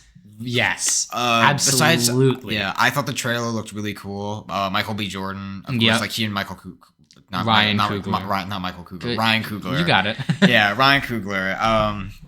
I think they're a great duo. There's rumors surrounding that there's going to be something with vampires in this one. I don't think there was rumors. It took the production name of Untitled Ryan Coogler Vampire Film. Yeah. It is very explicit, and the trailer was very teasy about it. Yeah, because it didn't show anything, which I love. It really got me excited for the movie. Yeah, me too. I think it had a great atmosphere, and like the vampire stuff only could get me excited. Ryan Coogler. I think seeing. I do like the original. I do like the Black Panther movies. I'm not as big on them as everybody else. I don't like the second one. I have not seen Creed, but I hear it's great. I haven't seen Creed either. Yeah, and I'm trying to think what else he did. But yeah, Sinners looks really interesting. He's a director that I think whatever he can do, I think he can pull it off. The trailer looked great. I'm a really big fan of vampire movies, so same for Twilight. This is something that I actually wanted to exist before I even knew it had the opportunity to exist. Have you ever seen the 2020 Netflix film Vampires vs. the Bronx? I have not. So I watched that movie, and I thought it's fun. It's like a good movie. And as like when I was finished, I was like, I wish Ryan Coogler did that movie. Yeah. Because that would be a really good movie. And I think that's what this is. Yeah. It's about like two brothers going back to like hometown and discovering that something is very, very wrong. There's vampires. Yeah. And so this is the Ryan Coogler version of Vampires versus the Bronx. Yeah. I'm very excited to see it. Yeah, I am too. Originally, it wasn't in my top 10, but the more I thought about it, I was like, you know what, Sinners. I'm more curious about this one. We're Wicked for Good. I'm sure someone's going to spoil the ending. And then Sinners is my number 2. It's your number 2. It's my number 2. Wow. So that's how excited Thank God I pushed it to my top 10. I would have held it. I would have had to feel the wrath. Yep. But yeah. So that one's on my number 10. My number 9. This one. They did switch the release date of this one and Sinners, and that's Bong Joon-ho's next movie, Mickey 17. That's my number 1 with Robert Pattinson. That's your number 1. That's my number 1. That's your number 1. That's my number 1. Mickey 17. Everything I've heard about this movie, it just looks so interesting. So good. It looks so interesting. Robert Pattinson and his weird accents never failed in this. Just two of the best. I feel like somehow they're slept on as filmmakers and actors. Robert Pattinson, I feel like, still doesn't get the credit he deserves for his performance in The Batman. Yeah. He deserves a lot of credit for that performance. He was really, really, really good in that movie. He was excellent. Bong Joon-ho directed a Best Picture winner, and still Parasite, people are not convinced. Warner Brothers isn't convinced because this release date has been pushed back. It was supposed to come out in 2022. Yeah. And it's coming out in 2025. Yeah. Nobody trusts him, and I don't know why, because Parasite was great. I loved The Host, and I heard good things about Okja and Snowpiercer. Snowpiercer was really good. You should check it out. I don't understand how this combination isn't good, and it's like his version of Moon. Yeah. You know Moon. Yeah, the 2009 movie. Yeah. I am so excited to see this movie. Yeah, I can't wait either. The only reason it's not on my number 1 is because there are 8 movies that I'm a little bit more excited for. That explains why it's at number 9. Yeah. Yeah, that's number 9. Yeah. But yeah, so I like from 10 up. These are movies that I just can't wait to watch. And the pushing back of release dates, I think, does kind of hold it back a little bit for me. I hope Warner Brothers didn't butcher Bong Joon-ho's movie. I don't at all, because I trust Bong Joon-ho infinitely more than I trust anybody working at Warner Brothers right now. Only because of what they did to Clint Eastwood kind of scared me a little bit with Juror Number 2. Oh, yeah, with Juror Number 2. But again, that was a really good movie. Yeah. I really like Juror Number 2. So maybe it's not that big of a deal that they pushed it back. It's just frustrating, because according to Bong Joon-ho, the movie's been done since 2023. Yeah. Which is, just release it. Just release it. I don't understand how you're sitting on a Bong Joon-ho project that's reportedly done and you're not releasing it. Yeah, and it's coming out earlier than expected. It's coming out in March, so we don't have to wait too much longer. Okay. I thought it was in April. Yeah, I guess that and Sinners, I think, switched release dates. Man, really, really ups and downs for that situation. But if it's pushed earlier, then I want to see Mickey 17 as soon as I possibly can. Yeah, I do too. But yeah, I guess since this was your number 1 most anticipated, my next 8 I'm gonna have to defend for why they're higher. They're higher than my number 8 is F1. This is the new Joseph Kosinski movie that I was talking about earlier.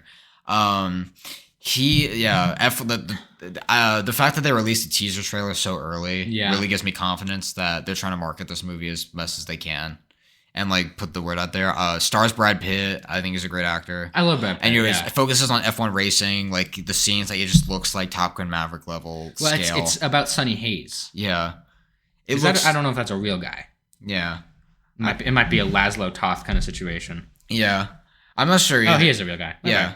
But yeah, the trailer looked great. The one thing that does scare me is that this movie costs $300 million, which does scare me a little bit. But in terms of the movie's quality, the talent in front of behind the camera, I'm really excited to see F1 racing on the big screen. F1 racing, I've never been a big fan of, and we've gotten a lot of weird racing movies recently. We had Gran Turismo, and like Ferrari. Oh yeah, and then Ford v Ferrari. Yeah. And I don't know. I've for someone who's never been too interested in F1 as a whole, none of these movies appeal to me. Yeah. So I'm probably not going to see this one, and that's why I didn't make my list or my runners up. Yeah. And I'm disappointed you have it above Mickey 17. I know. Yeah. I'm just really I feel like Apple has a lot of faith in this one. The budget does scare me a little bit. I don't think that's going to impact the movie's quality, but just having like the Top Gun aerial sequences in an F1 racing, I can't wait to see that on the big screen. Fair enough. And yeah, so that's my number 8. My number 7, I don't know if I may have talked about this one to you before, but I don't know if you expect this to be that high. I have The Life of Chuck. I didn't expect this one to be that high. Yeah, so this is the newest film from Mike Flanagan. If you don't know who he is, he's the guy behind a lot of really critically acclaimed movies and TV shows. So on Netflix, the guy who did The Haunting of Hill House, Haunting of Bly Manor, Midnight Mass, The Fall of the House of Usher, all 4 I think are incredible. He was also the guy behind Doctor Sleep, which people who saw it say is excellent. It's a sequel to The Shining. Yeah, he also was behind Hush, Gerald's Game. Like he's a really impressive filmmaker. And The Life of Chuck, it got really it won an award at a film festival a couple months back. Yeah, the Toronto. TIFF. TIFF. Yeah, and like people who saw it just absolutely loved it. It's not a horror film, so it's Mike Flanagan trying to do something a little bit different from horror. Yeah, stars Tom Hiddleston, Matthew Lillard, Mark Hamill, Karen Gillian. It's again no Stephen King story. Yeah, is it? Yeah, it's a Stephen King story. It's told backwards. That's what I know about it. It's essentially told backwards to where you see the life of this guy. The opening scene, which without knowing too much, but basically it's like kind of told in reverse. But I'm really excited to see this one. The early reactions have gotten me nothing but excited, and I love Mike Flanagan as a filmmaker, and I can't wait to see what he does. Yeah. This was kind of interesting to me because, I thought this about The Curious Case of Benjamin Button, the David Fincher film. Yeah, there's a lot you can do with the concept of going backwards. I think that it lends itself to a kind of Richard Kelly puzzle box script, which I think could be very interesting if that's the way he decides to take it. I just don't know enough about it. Like, the concept is interesting, and it's something that I might stumble my way into seeing, but not something that I can put in my top 25 and be like, this is something that I really want to come out as soon as possible. Yeah, it's just something that I just can't wait to see, like Mike Flanagan doing something different than horror. The cast looks great. The early reactions have been nothing but positive. Yeah, for me, I just can't wait to see it. Fair enough. And then my number 6, my last one before I give it back to you. Yeah. I have Wake Up Dead Man. This is also on my list. I don't know where. I think it's 4. So yeah, so the next on my most anticipated. Yeah, it's 5. It's 5. Yeah, no worries. So yeah, I love Knives Out. I think it's probably my words. I think it's the greatest whodunit that's ever been made. Clue. Yeah, up there with Clue. Yeah, that and Clue I think are the 2 greatest whodunits. Glass Onion behind I don't think was as good, but I really enjoyed Glass Onion. I saw it first, so I thought it was better. Yeah, that's how it worked. Both I thought were great. Rian Johnson, Daniel Craig seemed like a great team.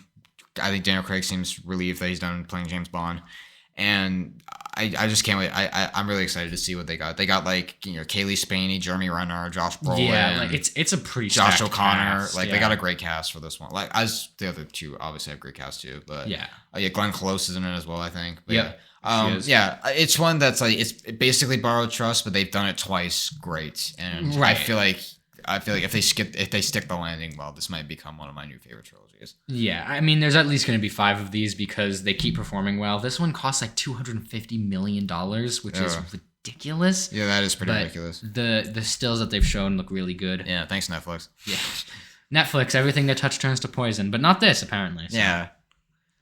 All right. I'll pass it over to you. So this is my top 10. These are the ones that there are none in here that I'm putting in here prospectively. Every single one of these I know I want to see. So starting at number 10, we have Dogman. Oh, the animated Dogman. Adaptation of the Dave Pilkey novel.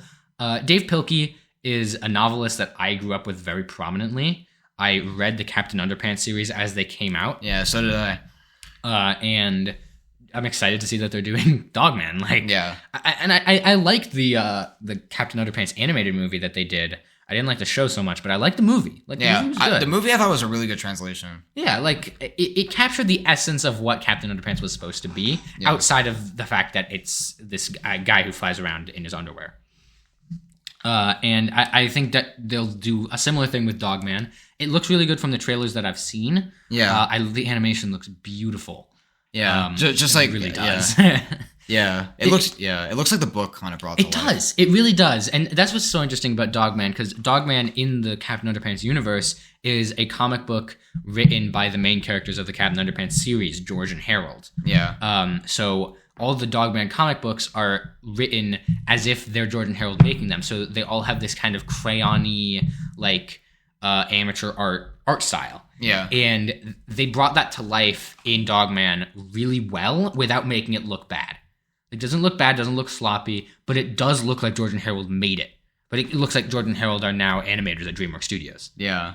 It looks really good. I am very excited to see it. Like, yeah. I originally had my reservations with it, but absolutely gonna see that one. Yeah, I think this movie is gonna be great. Or I hope it's gonna be great. I thought Captain Underpants, the movie, even as a kid, like, I liked it obviously when it came out when I was a kid, but like, it's a movie that I just think like it just executes the concept of the books really nicely. Like, it doesn't play it too like watered down, but like it also like it has the humor, but like it kind of balances it and kind of has it more sincere. Dogman, the trailer looked really interesting. I forgot how morbid the concept was, because I remember when Dogman came out when I was a kid, about like a police and a dog, and they have to put the head on the body. Yeah, I forgot how morbid that concept was. The body, they get in an accident because they're both police officers. There's a police officer and a police dog. Yeah. And the body of the dog dies and the head of the police officer dies. Yeah. So they put the dog head onto the police officer body. Yeah. And now he's some super cop. Yeah. And this one features the antagonist, I believe was introduced in the third Dogman book. Yeah. I think. I don't actually. The orange cat. Petey the cat. Petey the cat. I don't know if it's going to feature Petey the cat's son. Yeah, I'm not sure. Lil Petey. But even if it does or doesn't, they both have some really good things to say. They could do a Petey. They could do a Lil Petey. I wouldn't be surprised. Yeah, it's like Dr. Evil and Mini-Me kind of, but for kids. Yeah. And they have well, Lil Petey is ostensibly, he's the clone of Petey. Yeah. But Dogman actually is like under the care of Dogman, and then Lil Petey has a pet mecha fish. It gets complicated. Yeah. Like, one of the first Dogman stories is about Dogman battling a mecha fish, and then the next one is about them battling Petey, and then Petey has Lil Petey that Dogman adopts, and then Lil Petey adopts the mecha fish from that first story, who was also turned good. And so it's basically a cycle of reconciliation. Yeah. And they're all parodies of classic books that you would read at the age that George and Harold are, which is 5th grade. Yeah. So there's For Whom the Bell Tolls, and it's For Whom the Ball Rolls. Yeah. And there's Lord of the Flies is Lord of the Fleas. Oh, I remember that. So yeah, the Scarlet Shedder. Yeah. All of these things, they're all Dogman books. Yeah. I'm excited. I'm excited. I'm glad that DreamWorks is adapting more of Dave Pilkey's work, because I grew up reading his book. The only reason this isn't in my top 25 is because Pete Davidson's voicing the villain. I can't stand him. That's the only reason. I do not like Pete Davidson very much. They have the same name though. Yeah, Petey and Pete. I'm sure he'll be fine. It's just and also there were a lot of movies that like initially I kind of were more excited than this one, but fair enough. I am interested to check this one out, but I'll let my hatred of Pete Davidson aside. Well, you better. Yeah. So my number 9 now is this one was interesting because I remember this one got delayed by like 2 years. Really? Yeah. So this is an animated film from Pixar. It's called Elio. And this one feels like one of the more personal stories. Back when Pixar was doing Luca and Turning Red, they were doing these kind of personal stories from these directors. Yeah. And even going like Soul. That's what Soul was. And then they sort of shifted their focus because COVID hit the sales for those movies so hard. They sort of shifted their focus down to more generalizable stories. So they had things like Lightyear and Elemental and Inside Out 2. And they're starting to focus more on these IPs and generalizable stories. But this one was supposed to come out in that era. Like, it was the release scheduled after Turning Red was Elio. Yeah. And then they delayed it by 2 years. Yeah. This movie, the trailer looks interesting enough. It's not one that I was too excited for. I am not a fan of Turning Red whatsoever. I think it's in competition with Cars 2 being the worst Pixar movie. Okay. First of all, I love Cars 2, and yeah, it's a hot take of maybe a hot take of mine. It's not. Everybody hates Cars 2. I love Cars 2. And I think that Turning Red I would have liked it better if I was the target audience, you know? Yeah, I just could, like, the ending of the red panda twerking, I was just like, I just can't. I liked Luca because I was the target audience for Luca, and I didn't like Turning Red because I wasn't the target audience for Turning Red. That's okay. That's what these personal stories are meant to be, but I respect Turning Red. Yeah, I guess so. For its audience, I think it does well, but, like, for people who say it's, like, one of the best Pixar movies, I disagree. I definitely disagree. Yeah. I hope Elio's good. The trailer made it look really interesting. It's about this kid who really likes aliens, and then he meets, like, aliens. Yeah.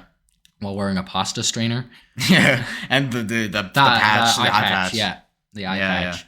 I think it looks really good. It looks really interesting. And it's something that I'm willing to give Pixar another chance when I see a movie like this come out. Because even though I hate the Disney overlords that are kind of controlling those movies right now, I like Pixar. What can I say? I like Pixar. I do too. Inside Out 2, I think, is making me more excited for this one. I hope that it can continue the trend of Pixar being back on its feet a little bit. Yeah, I hope so too. Yeah. And I mean, I liked Inside Out 2. I did too. Yeah. But all right, so let's go to the next one. My number 8, I think. Yeah, number 8. Yeah. This is one. It kind of blew up a little bit because of its casting. It stars Millie Bobby Brown and Chris Pratt, directed by the Russo brothers. It's The Electric State. I am really shocked you have this movie this high. Because this was one that I was not very excited for. It struck me so immediately as something I would be interested in because it's about giant robots, and it's adapted from a graphic novel about giant robots and these huge hulking animatronic creatures, and it's a little scary. It's the Russo brothers. I don't think they're directing it as a horror movie. Yeah, but I really like it. Like, I really like the idea of it, and I mean I really hope it's going to be good. Yeah. But yeah, like, that's basically why I have it so high, is because it's wishful thinking. I know people didn't like the trailers so much. I was one of them. I didn't think the trailer looked very good. That's the thing. I didn't watch the trailers. Yeah, I didn't think this. This is one. It sounded interesting, but the trailer didn't win me over. The Russo brothers outside of the MCU haven't really done much for me. Cherry, I thought was awful with Tom Holland. The Gray Man with Ryan Gosling really broke my heart. I thought that movie was pretty bad. And this is Chris Evans in it, right? Yeah, Chris Evans was in that too. And then they're doing this for Netflix, and the Gray Man was also from Netflix by them, which didn't really win me over. So this is one that I'll probably watch it when it comes out, but it's not one I'm rushing to go see. Fair enough. And if I'm carrying a little too much hopium going into the theater to see this one, I wouldn't be surprised. Yeah, it'd be curious to look back on. Yeah, I really hope it's going to be good because it's such an interesting concept. Yeah. So, number 7. This is another one that I put on here. It's obviously, it's a director-actor duo that has come into prominence recently. It is Yorgos Lanthimos and Emma Stone, the new film Bugonia. Oh, is that his next? It's his next one with Emma Stone and Jesse Plemons. Nice. Jesse Plemons was just in Kinds of Kindness. Yeah. Which I heard mixed things about. Yeah, I only saw the scene of Emma Stone dancing outside of a Dodge Charger. Yeah. Well, so it's so interesting. Lanthimos has basically been a movie a year pace for the last couple of years. He did Poor Things, Kinds of Kindness, and now Bugonia. Back to back to back years. All of those had Emma Stone. 2 of them have Jesse Plemons.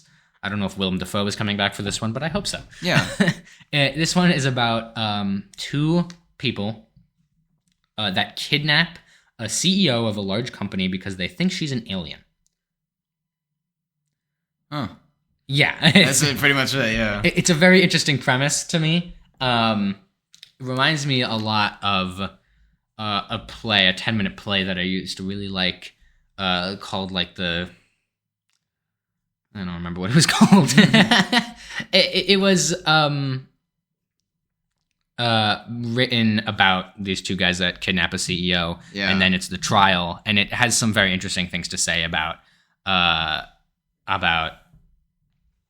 my god, I'm losing it. I'm losing it over here. Yeah, you got it. It's written by Adam Sienkiewicz, and it's about these two people kidnapping a CEO and then having to face trial for it, and saying some very interesting things about modern capitalist society. And I think Yorgos Lanthimos is going to do that, but better, essentially.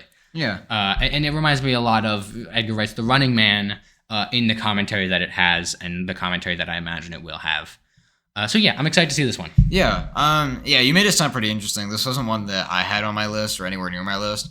Yorgos Lanthimos is a guy I haven't seen. Kinds of Kindness. I don't know if I ever will. Poor Things was one that I just thought was. It's a movie that I respected more so that I enjoyed. It wasn't one. I'm kind of like. I'm glad Emma Stone won the Oscar for it, but like I was kind of pulling for Lily Gladstone to win that year. Agreed. But it was like a weirder version of Frankenstein in a way. It was. Yeah. It was a Frankenstein movie. I mean, Yorgos Lanthimos has proven himself to be a really good director. So whatever he does next, I'm sure I it'll be very have interesting. no doubt that he'll shoot the hell out of this picture. Oh, I'm sure.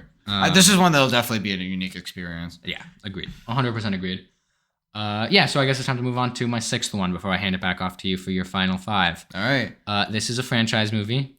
Had a very successful first movie that came out in 2023, and it's based on a franchise that I really love. This is Five Nights at Freddy's 2. Wow. Top 10. Barely didn't crack my top 5, mostly because it's Five Nights at Freddy's 2. I liked the first one, but I liked it because I liked Five Nights at Freddy's. That was my biggest problem with it, is that it is not, like, I don't think that very many people like this movie, and I think they're justified in that. Yeah. It doesn't really know what to say and what not to say about the series. And it kind of has a sort of... It has a front-forwardedness of, this is who we're making it for. We're making it for the people that know of Five Nights at Freddy's and are familiar with the characters and don't need us to talk about them. But also there's a solid chunk of the movie that is for people who do not know anything about Five Nights at Freddy's. And those two do not mesh well together. Yeah. And I think it actually fails as a horror movie because that part of it kind of destroys any horror feeling you might have had. Yeah. Which is unfortunate. It's really unfortunate. But I liked it because I like Five Nights at Freddy's, and I'm going to see this one because I like Five Nights at Freddy's, and that's where they've got me, because I would be lying if I said I wasn't excited to see that franchise hit the big screen again. Yeah, it's I'm definitely going to check this one out, just like I did the first one. Yeah. The first one, I think it's fine. It works well enough. There's some fun aspects in it. I did play Five Nights at Freddy's when I was younger, so there was a little bit of added nostalgia in for that. I like Josh Hutcherson, really big fan of Matthew Lillard. Yeah, huge fan. But yeah, the movie itself I just felt like was the more watered down version of what the movie could have been. Maybe part of that was PG-13, maybe it's because of the budget, I'm not really sure. Yeah, it was a little bit of everything, I think. Yeah.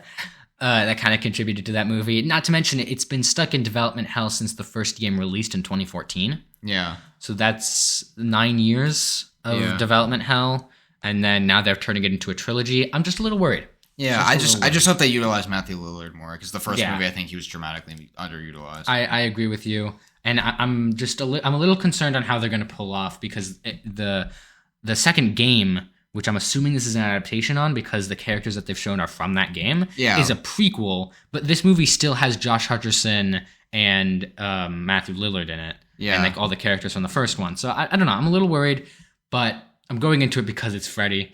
I'd be lying if I said I wasn't excited for this movie. So. Yeah, it's definitely one that I'll be sure to check out. But I guess it's not close to my most anticipated, just because it's the first one. Yeah, fair enough.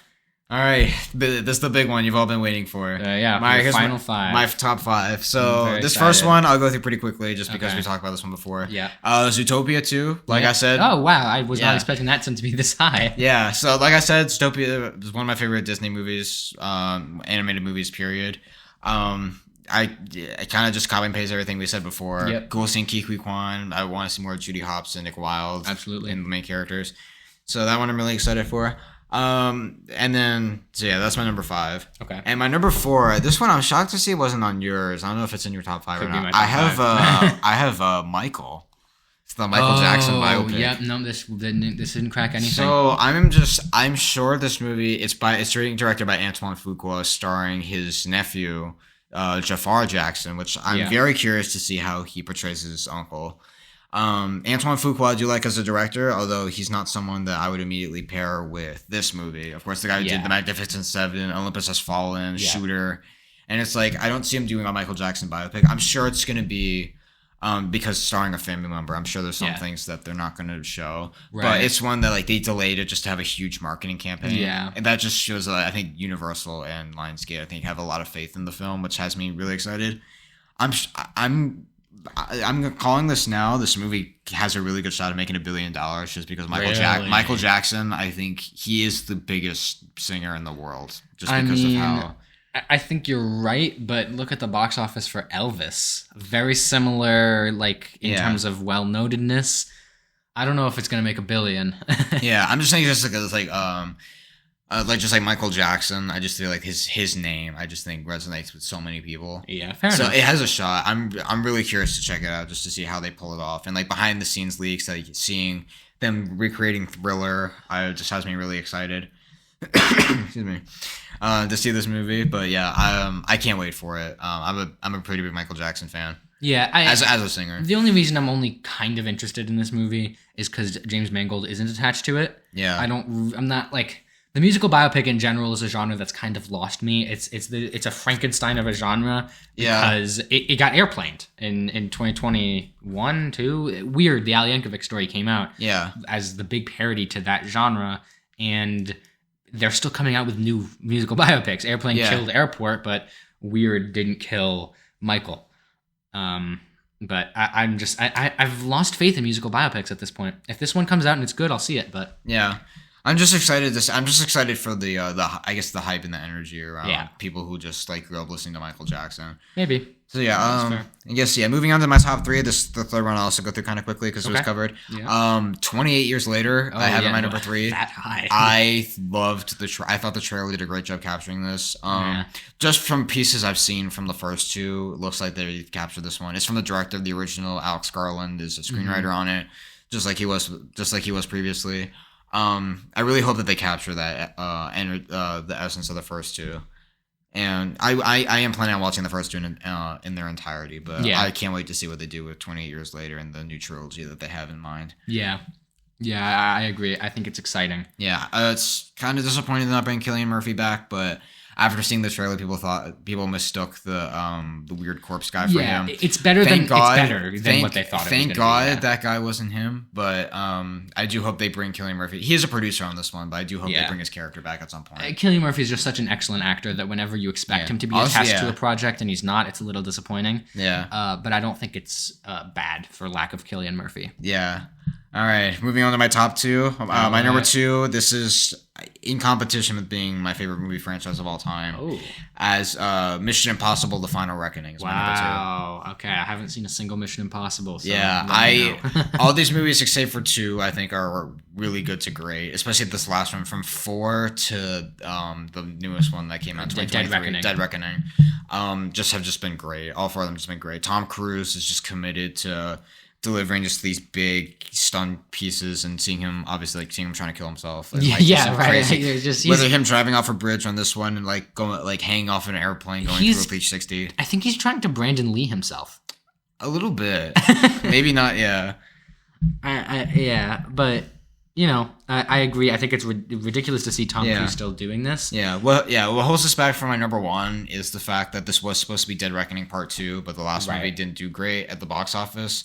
It got nominated for an Oscar though. It did, and only because this one had just absolute balloon budgets. Which there's no reason why this movie's $400 million. It's $400 million. It's $400 million. Budget or break even point? Budget. Oh, just break even and have to make 800 million. Yeah, which they're calling this one The Final Reckoning. I guess to make sure it's going to be. And so I think Tom Cruise did not get his wish. So I feel like this might be the last one. I know the last one probably starring Tom Cruise. It depends. If this one makes $800 million, they're going to make a second, or like another one. If it doesn't, the final, only because they changed it to the final record. That's the only thing, is that they're trying to change the title for more people to see this. Right. It's like The Conjuring Last Rites. Yeah, which is also I love this. I love this franchise. They only made one movie that I didn't think was very good. Yeah, the second one. Yeah, the second one. But other than that, I'm really curious to see what they do with this one. Yeah, it looks like an exciting action movie. This was another trailer that we saw before The Brutalist. That's right, yeah. and looking at it, it looks like it has a lot of action set pieces. Yeah. Which what I've come to expect from Mission Impossible. So. Yeah, I hope this movie is really cool, especially where Dead Reckoning ended, which I know you haven't seen, but where Dead Reckoning ended, I'm really excited to see what they do here. Is it a cliffhanger where he's literally hanging off of a cliff? Sort of. They end on a mountain. Oh, hey, you know what? Yeah. They seem to do that a lot. Yeah, you know the one where there's the Tourette's helicopter. Because the last movie had, it's like they were going after like an item, and it's like a part of a plot line. It's like part of a plot line that involves this item on a submarine, and so like half of it gets resolved. Like half of like the main objective of that is to get the item, which they do, and then the on part that's resolved is to try to like race to get to the submarine. Okay. So yeah, that gets me really excited, and now that brings me to my number one, and this is my number one by absolute landslide, and I'm sure you know what this is. We've talked about it. You know exactly what this one is. I know exactly. This was easily without a doubt my most anticipated, and that is James Gunn's Superman. Yup, James Gunn. It's kicking off the new DCU. You got David. No, Creature Commandos is kicking off the new DCU. Yeah. The worst way to kick off the DCU. So Creature Commandos. Yeah, so the Creature Commando show, like the first like big movie kicking off this franchise. This movie has so much pressure on its shoulders. I love DC. I hope this movie can make people love DC again. James Gunn has rarely ever disappointed me as a filmmaker, as like a writer and director. I really hope that he captures the feeling of Superman. The trailer I thought was excellent. I thought it was really cool. Not sure how they're going to use Crypto the Superdog, but James Gunn has won me over by making me cry over a talking raccoon. Yeah, fair enough. Yeah, so I feel like he can do that. You got Nicholas Hoult as Lex Luthor. I can't wait to see this one. If this movie has the greatest potential of succeeding and failing. So if it succeeds, I'm gonna be as happy as anyone. If it fails, I think they're only gonna make Batman movies forever. I totally agree with you. I don't love DC, and it's not that I don't. It's not that I have a weird like grudge against DC. It's just that I don't really. I don't know if I've been picking the wrong movies, but the ones that everybody seems to like are the ones that I don't like. And there are some, like, I like Batman 89 and I like The Batman. And I liked Superman 2. I didn't see the first Superman, but I liked Superman 2. Yeah, if you like the second one, you like the first one. Okay. And then the modern ones, which everybody, like, lauds Zack Snyder as this visionary genius, and I didn't like Man of Steel, and I didn't like Batman v Superman, and I didn't like... That hurts. I didn't like Wonder Woman. I didn't like Wonder Woman 84. You didn't like the first Wonder Woman? No, I don't like anything from the DCEU. I feel like they missed on a lot of those movies. Yeah. Most I think it's because of Warner Brothers just didn't know how to manage it. But that's possible, but you have had so much time. Like, they really jumped the gun a little bit with the whole extended universe thing after the MCU started blowing up, and... I mean, I say jump the gun, but it was 5 years since Iron Man. At that point, we had already known what made a good cinematic universe because the Avengers had already come out. Yeah. And it's nothing. I don't have any trust in DC. I don't have any trust that they'll make a good Superman movie. Basically, the only guy that I think can make a good DC movie at this point is Matt Reeves. Yeah. Like, he's the only guy that's proven himself to me. And... Superman, I can't get fully behind it just because it's a superhero movie. Honestly, I just don't have that kind of nostalgia for it, and so it's not on my list. It's not on my runner-ups because it hasn't proven anything. Yeah, I don't know, for me, I couldn't disagree with you more. But the fact that when they announced that James Gunn and Peter Safran were taking over, I have some there are some things I still have questions on. But I feel like if anyone can pull this off, it's James Gunn. Because he's taking C-list characters in Guardians of the Galaxy and even some members of the Suicide Squad and turning those into great movies. I feel like if he can inject that into Superman, this can be like one of the greatest comic book movies of all time. It's possible. It's possible. It definitely has the potential. Because I agree with you. James Gunn's a good filmmaker. Yeah. But I don't know if it's there. Yeah. I really don't know if it's there. All right, bring us home. Your top 5. All right, so my top 2 we've already discussed, and 5 we've already discussed. So 5 is Wake Up Dead Man. Oh yeah, Knives Out Mystery. So that's one spot lower than mine. Yeah, I mean, one spot higher. I thought yours was 6. Oh yeah, one spot higher. Yeah, one spot difference. Yeah. It looks really good. I'm confident that Rian Johnson's going to bring something new this time. Yeah. And yeah, you know what? Wake Up Dead Man, you've got me hooked already. Yeah. This next one is from a filmmaker that I've heard a lot of very good things about, despite being somewhat unfamiliar with his work. And it seems like a little bit of a tonal shift from what he normally does. And he's such a compelling filmmaker to me that I want to see it, even if I haven't seen his other 3 movies. This is Ari Aster's Eddington. Ooh. I didn't realize he was having a new movie coming out this year. He is starring Joaquin Phoenix as a leader of Beau is Afraid. Not leader, star of Beau is Afraid. Star of Beau is Afraid. Yeah. Yeah. Beau Travail. Yeah. He's like a sheriff in New Mexico. Oh wow. Yeah. It's like a Western. It seems like. I assume that because it's Eddington, or because it's Ari Aster, there's going to be something strange happening. Yeah. In Midsommar, Beau is Afraid, and the other one he did. Hereditary. Hereditary. Those are all movies about something weird happening. Yeah. So I have to assume that something weird's going to happen. Yeah. And it's already got me hooked just based on the fact that it's like a Western, maybe horror. Yeah.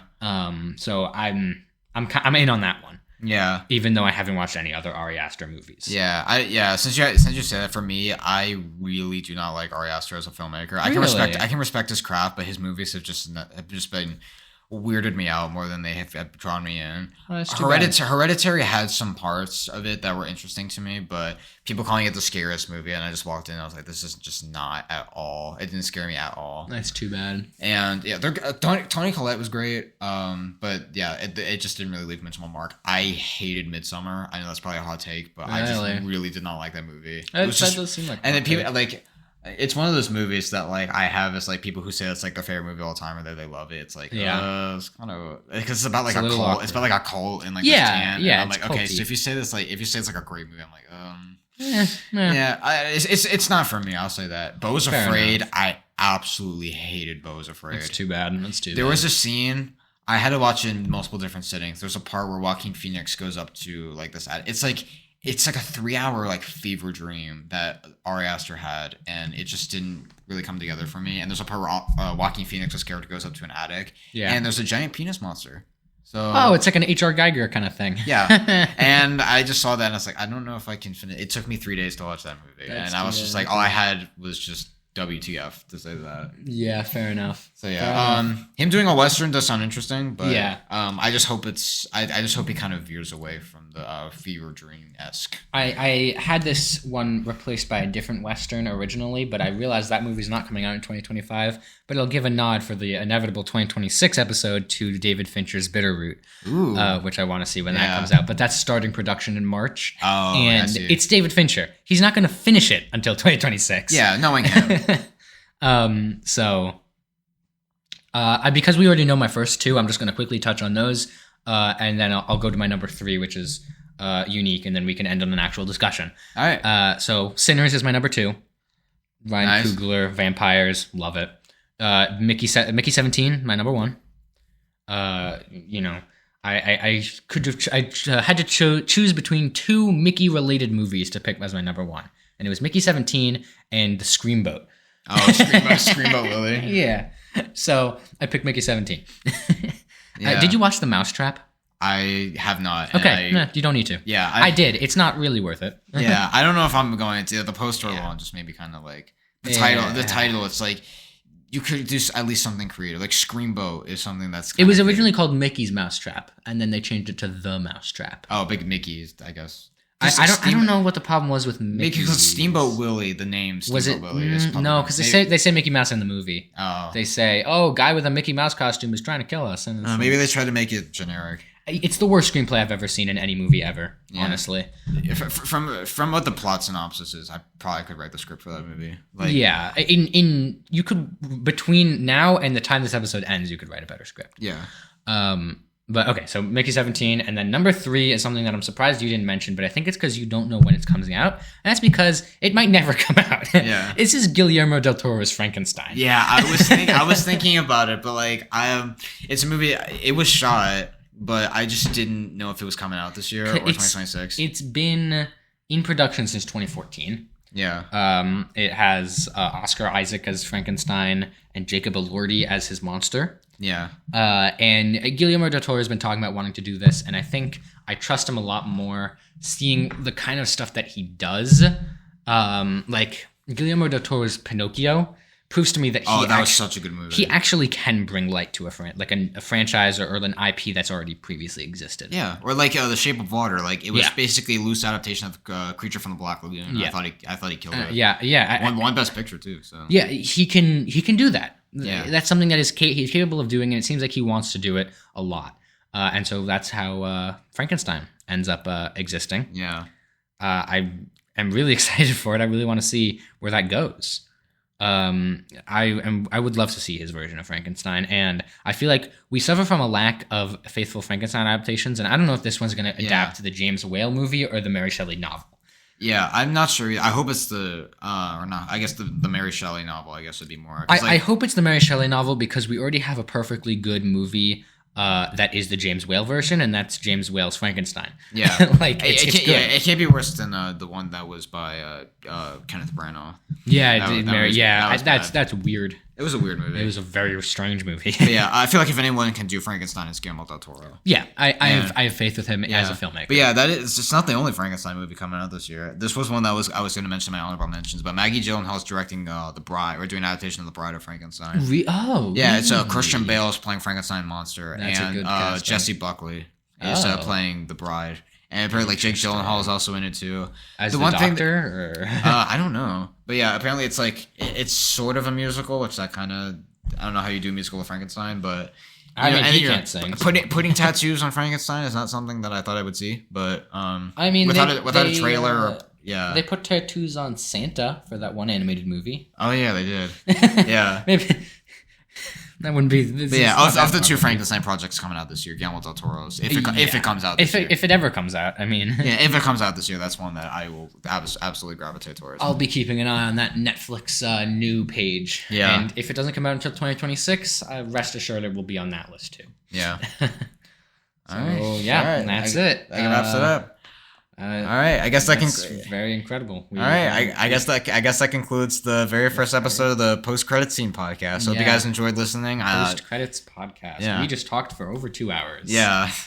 I hope you all enjoyed listening to it, and I enjoyed talking. So. Yeah, I did too. Hope you guys can catch us out on the next one. You wanna plug your Letterboxd? Oh yeah, sure. Yeah, if you want to follow my Letterboxd, it's at MJ Spiegel, all lowercase. I am Threnvy, THRNV. Yeah. Roll credits. All right, roll credits.